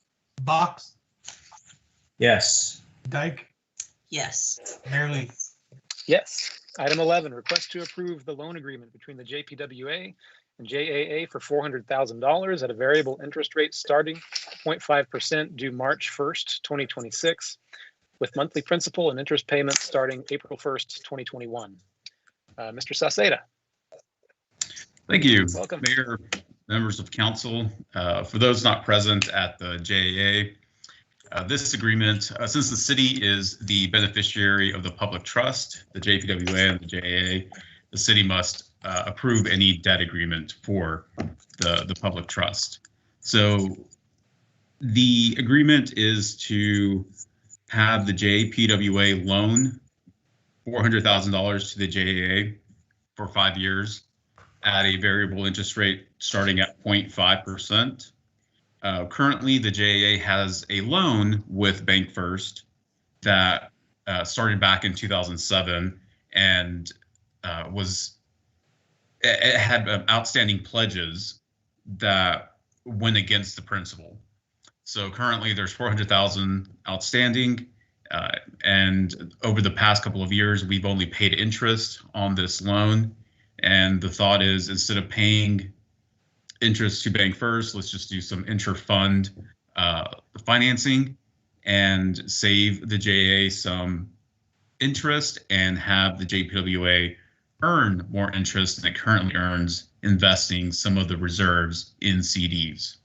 So the minimum is 0.5% for 5 years. And this will also help the JAA create a plan to finally tackle the remaining portion of this pledge loan that's been, again, hanging out there since 2007 and over the next 5 years.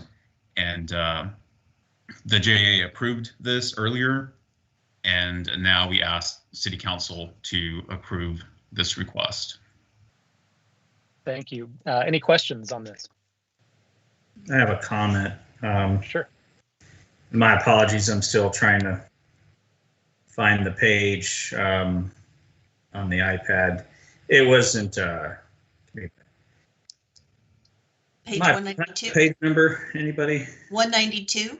Thank you, Councilman. Oh, I went past it. Can I borrow your glasses too? 192. You know, Mr. Saceda, I was going to ask a favor of you. By the way, I would say I appreciate you being creative and finding opportunities for us to save money. If I could, on something like this in the future, there was a piece in the introduction where you quoted, and I'll be honest with you, I can't find it. I don't know why I can't see it, but where you quoted 209, Corey.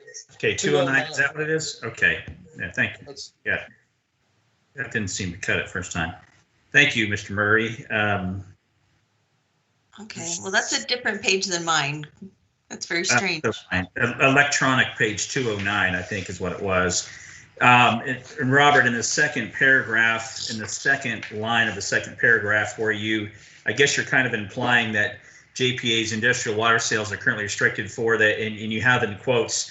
I took that as different things that money could legally be appropriated for. If you could, in the future, just for the benefit of the council, can you include a link or an excerpt, if you will, from that that source document so we can have a better understanding of where it's coming from? Sure. That's it. Just to clarify, that is actually in a budget resolution. So every June, whenever you appropriate the money for the next fiscal year, this has been there since I started at the city, and I think it's kind of carried over from previous years, that whenever the JAA was looking to refinance its revenue bonds back in 2014 or even back in 2004, the reserve from the industrial water sales. So we charge Green Country Energy 25% on top of the cost, and that money has been set aside for in the event that the JA would ever need to tap those funds if they couldn't meet their own debt service. So this is by our own doing, by meeting council in the budget resolution. So this could always be subject to change. It's not a state law or anything like that. It's kind of more on the local level. Okay, yeah, I appreciate that. It just, we read so much of these things, and I saw those in quotes, and we take it for granted that there's a source document somewhere that says we can do this. And I certainly don't question your expertise here. I think it's good for all of us to get more educated in our abilities to move money from one pocket to the other. So that's what I was just wanting to see if we could give us more clarification on these source documents as we move forward. But thank you, I appreciate it. I have a question as well. With respect to the variable interest rate at 0.5%, why is it variable instead of just fixed for 5 years? So this was more of an internal kind of recommendation that we didn't want to necessarily lock ourselves into a low interest rate in the event that interest rates do go up. And it's kind of, we're trying to help the JAA, we're trying to help the JPWA. Currently, the JPWA could invest that extra money in the CD and earn 0.1% or a 0.2%. That's kind of the rates that we're looking at right now. So we thought it would be fair to say a 0.5%, but if the Federal Reserve starts increasing rates because we start seeing inflation, we also don't want to hinder the JPWA's ability to earn more on its reserves. So I think that's why we recommended a variable rate. Yeah, so let me know when it goes up to 1% on CDs. Yeah. So basically, we paid 3.75% on the original loan, and we're actually charging 0.5%, and we're also, what we're looking at is the CDs at this point in time, they're a little bit above that.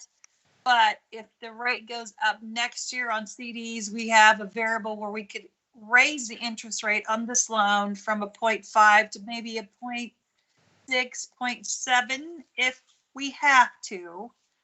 And it's still a 3.25% better than what they were paying. Yes. Nutshell. Okay. So Robert, is it fair to say that the pain of us paying this loan at 3.something% to Beg First exceeds the benefit of us earning 1% in a CD? Is that what Don OJ just said?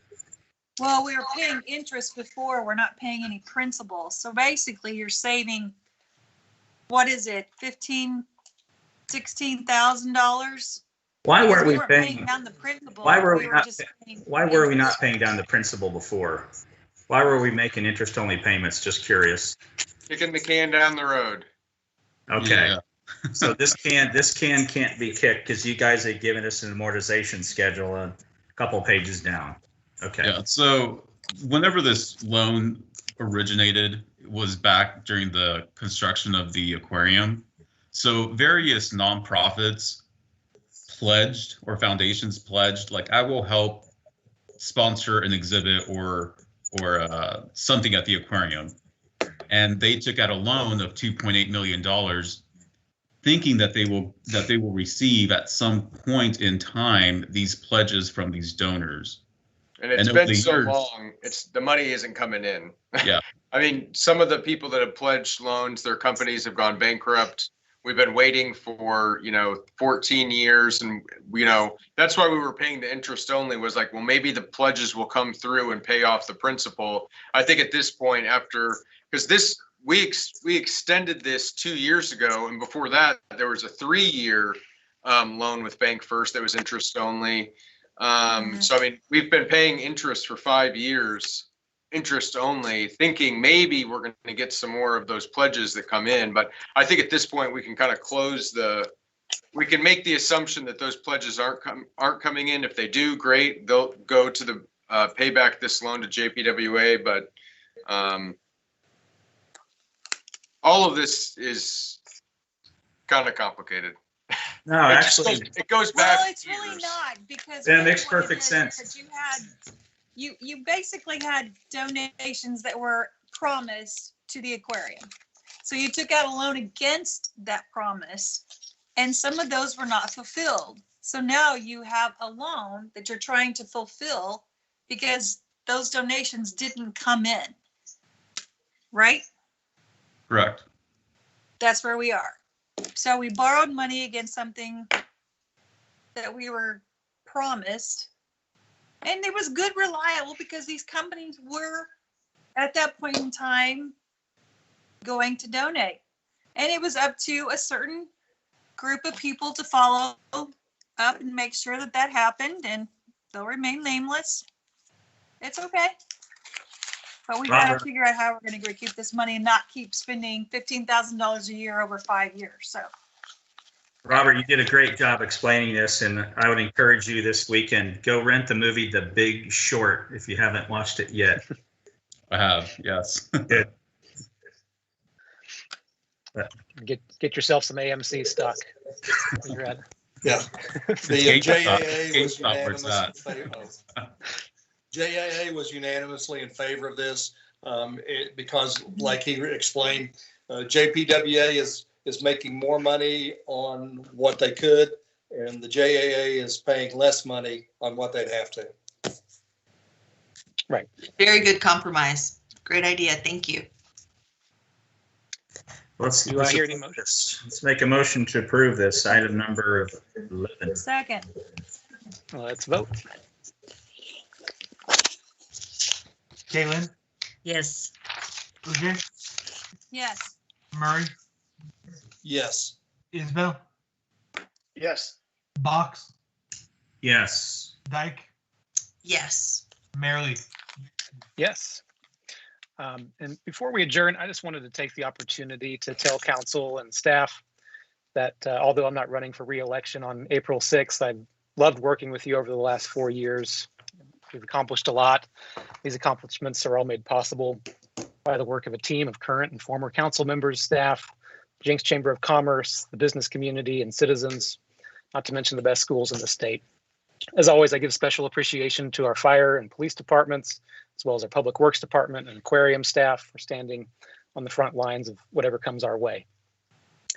After serving the city for 4 years, my daughter is now 5 years old. My son is now about 1.5 years old. My wife, who gamely picked up the slack for my busy schedule these last 4 years, has been our family's rock while managing an impressive career of her own. My service to the city, as all of yours, is on a volunteer basis, so I also keep a day job. Needless to say, the Lee household is a very busy place, and it was clear after our son was born in 2019 that something was going to have to give. Like everyone else, the pandemic has only stretched us thinner. Serving the city in this way takes enormous sacrifice from an entire household. Each member of my family sacrificed greatly these 4 years, and I owe it to them to make life easier for a little while. The last 4 years have been an honor of a lifetime. I want to thank everyone I worked with, everyone who supported, believed in our vision, most of all, my brilliant wife.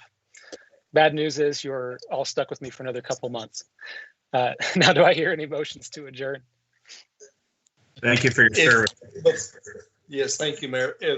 Just real quick, and I think, I don't know if I'm the only one that got it.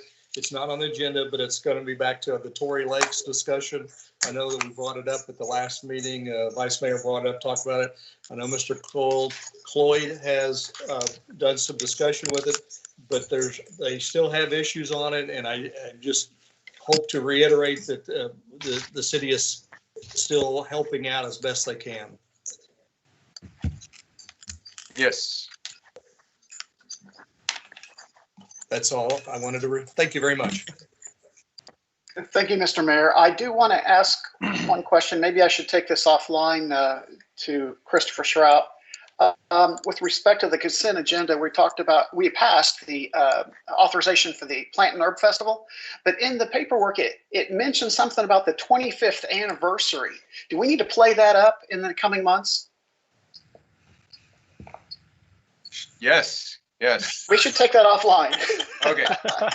I'll hit up the chamber, okay? Well, that's impressive. 25 years. That's great.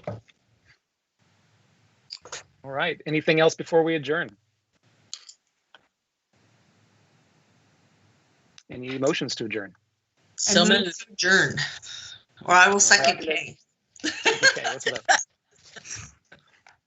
Caitlin, Yes. OJ, Yes. Murray, Yes. Isabel, Yes. Box, Yes. Dyke, Yes. Mayor Lee. Yes, we're adjourned, but we're not done. We're going to call a new one to order. Jenks Public Works Authority. It's Tuesday, February 16th, 9:18 p.m. Let's call roll, please. Caitlin, Here. OJ, Here. Murray, Here.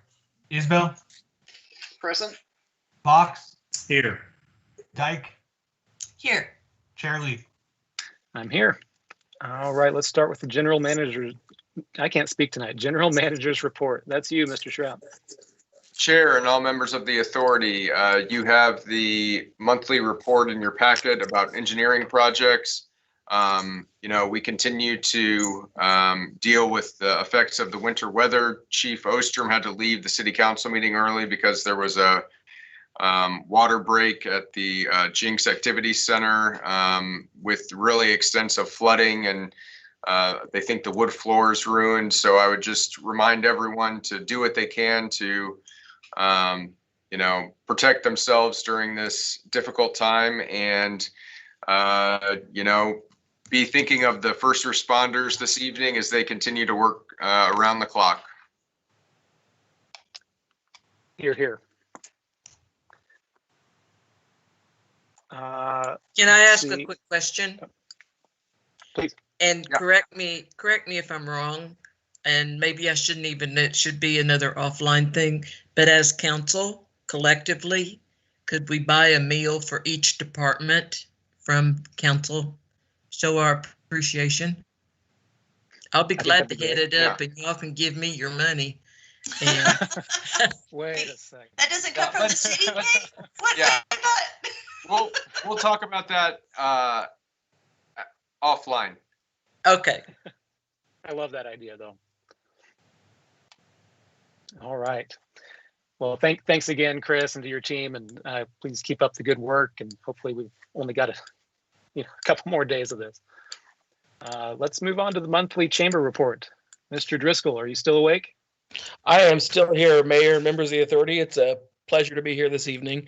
A couple of quick notes. I do want to take a second to thank the Public Works Authority for all their work during this incredibly cold, bitter cold experience we're all undergoing.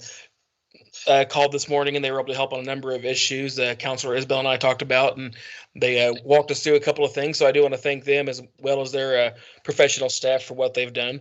To the City Council, congratulations on adding Jeff Byer to the Planning Commission. I've had the pleasure of working with Jeff on a number of projects, and I've been impressed with his work ethic and intelligence. So I think he'll be a great addition to the team. Let's see. Councilor Isabel, you mentioned the Urban Plant Festival's 25th year. Yes, they are planning on playing that up. We have offered our services and we're planning on partnering with them in any way we can. It's a great event. They're looking forward to doing another year of it. We're looking forward to having them. It always draws in a lot of people, and downtown really pops with all those plants there. So I'm looking forward to probably buying something else that I'll kill this year. It's good to have goals. I was told last year that you can buy the rootless plants and they're hard to kill. 3 months.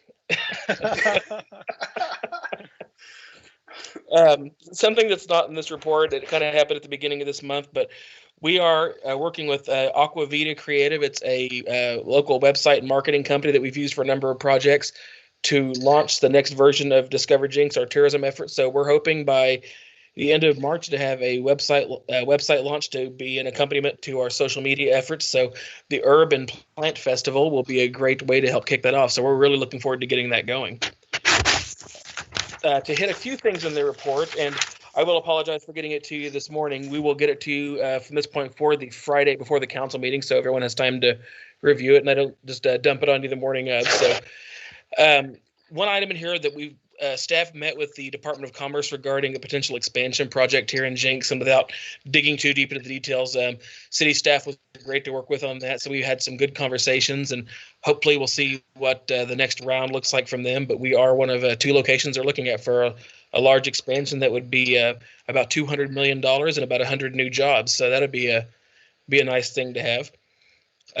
We're also continuing to work with the developer, doing some work and looking to doing a big project in downtown Jenks. So in January, I always have to think which month it is, but January, we met with a local restaurateur that has a bunch of, has 5 or 6 high-end restaurant concepts that he's looking to bring to Jenks to be part of this development. So we think we're in a really good place there. So we're looking forward to that progressing.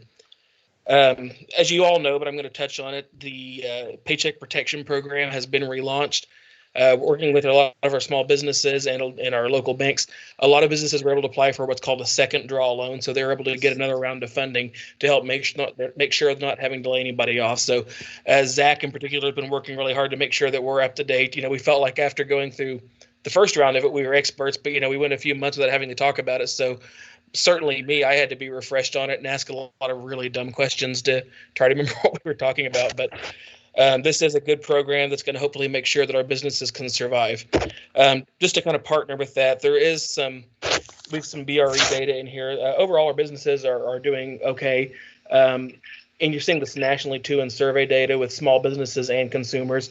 The ongoing COVID pandemic or epidemic is really starting to wane consumer enthusiasm. And a lot of businesses are getting a little worn down. But, we are, I think you talked about it earlier, 10 months in.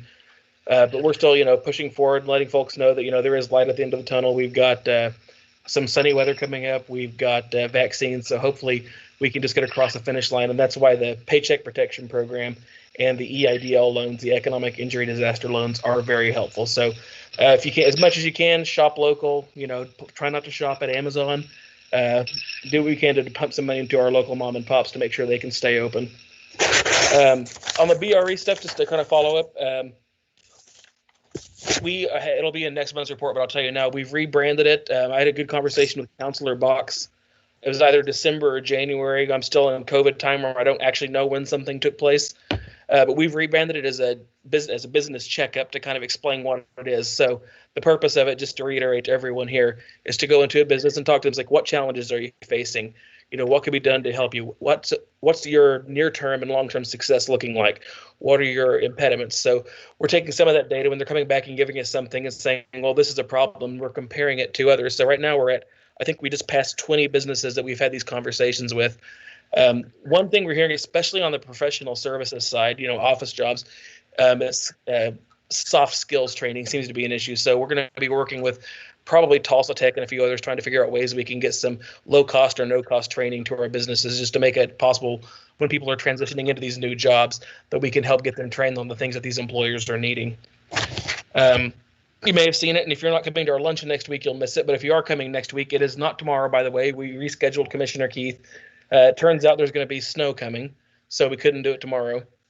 But you'll be able to meet our new intern, Brittany Bodette, who graduated from Northeastern State University in December, but wanted to spend the spring with us and kind of, she's wanting to go into chamber work and events management. So this is kind of a good fit for us. Of course, we're not doing a ton of events right now, but hopefully toward the end of the internship, we'll be able to open back up with our annual banquet, our food truck festival, and then it's an event we're going to be launching in April. It's going to be a monthly First Street Market. So we'll get the application to the city eventually if the Brad Schaus is listening. The I don't know if we're going to say first Saturday, but on the Saturday each month, we're going to close down First Street and have kind of like a farmer's market, an artisan's market. You know, artists, people who make things kind of sell there, and kind of give something else for people to do. Talk to Anthem Road, see if their students want to come play guitars or something. So just something else to draw people to downtown. It increases that length of stay and that experience down there. So we're really looking forward to that. We've been working with Sherry at the Pink Lily. She's got some vendors that have expressed an interest in the past at something like this.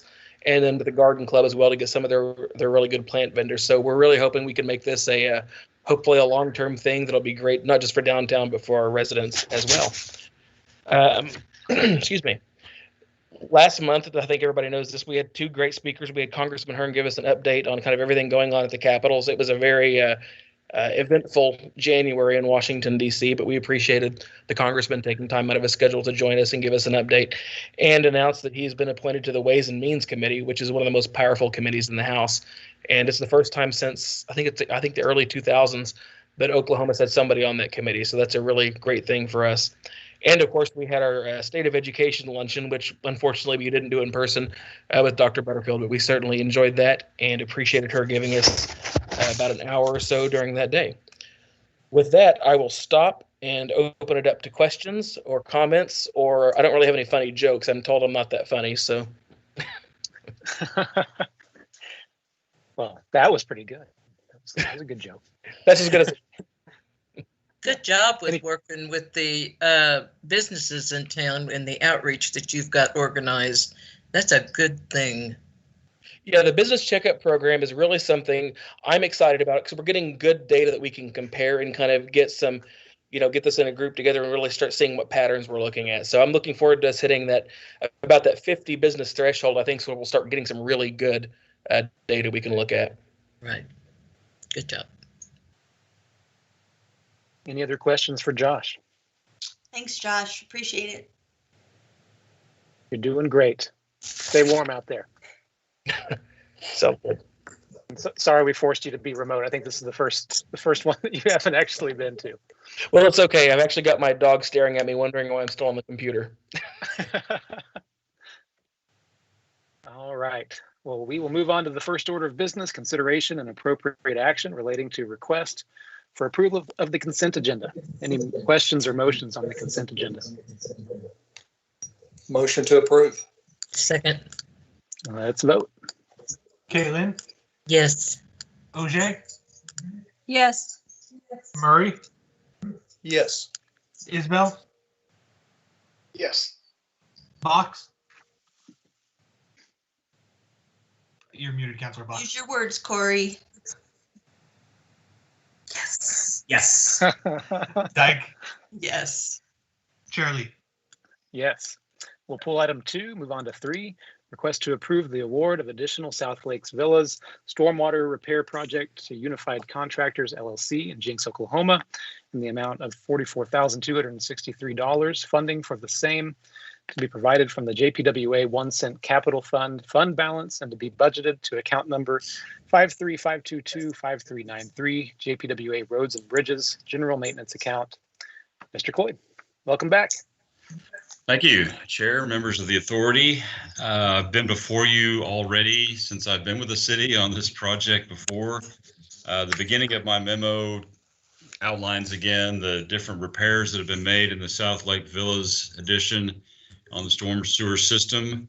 This is for the latest repair that has been discovered. And this repair area is located between 802 and 910 North Sycamore Place. I'm going to share my screen with you real quick, show you the map that's in your packet. If I can find the right screen to show.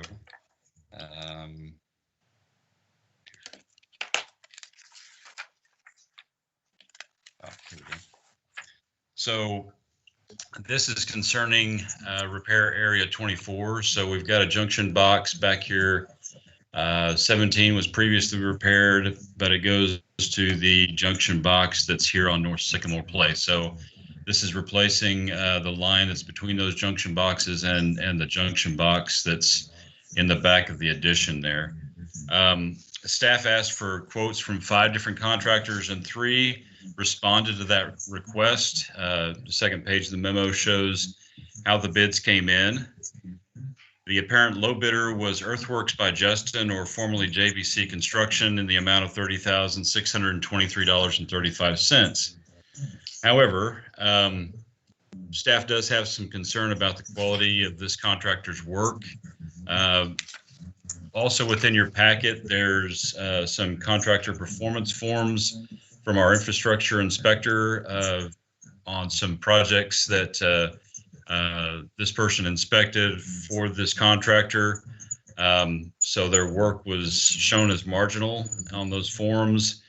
I also reached out to a local developer in the area who wanted to remain anonymous, but they said that they wouldn't recommend this contractor to do work. So with that, I really don't want to, with all the repair work that we've done in this edition, I don't want to go back in and have to do another repair on something that has already been done, even though we've done this once or twice, I think, in this edition. So with that, staff really recommends awarding the work to Unified Contractors in the amount of $44,263 and an appropriation in the total amount of $70,000, which is later on in the agenda where that will come up.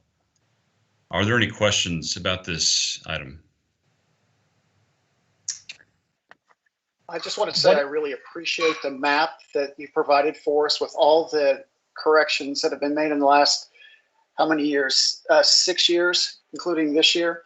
And it really puts it into perspective. But I do have a question. When is it going to end? And I don't expect you to answer that one. I hope with this project, but I don't want to jinx myself by saying that. They actually started on that. Gary, it actually started in 2008. Yeah. One of the first ones was at the beginning. Yeah, bad news. So once we get these fixed, is this going to happen again and again? I guess that's the question. Well, with the method that we're doing our recent repairs, and unfortunately with the sinkholes and the way these are going in this area, we're trying different repairs methods to see which one's going to actually stick and stay. And so the way we're doing it now is we're using basically water table cradles that where we try to explain it. Generally, we dig out the trench, we dig out the pipe, and we will take filter fabric and wrap the ditch, and then put rock or aggregate, basically gravel, around the storm pipe, and then we'll fill it back in on top. So we think this is a method that at least it's the latest one we're going to try, and hopefully this will work to keep the pipe with these junction boxes instead of and not settle in the future. Some of the things we're finding recently, we've had, before we go in and actually try to recommend this repair, we go into and do an inside video of the pipe to see where the repair area is, if it really is failing. And one of the things we've seen with the latest repair that's up here by area 22, what we found was there's a lot of big chunks of concrete that were put back in the ditch when they backfilled on top of the pipe. And that's one of the things that whoever did the work, those are the kind of chunks that are causing the pipe to fail in some instances. And I bet when we unearth this repair area 24, we'll probably find the same things, because when we videoed the line from inside, we saw from the inside, it looks like something is poking down similar to a big chunk of concrete. So we're definitely not going back in with that method of backfill.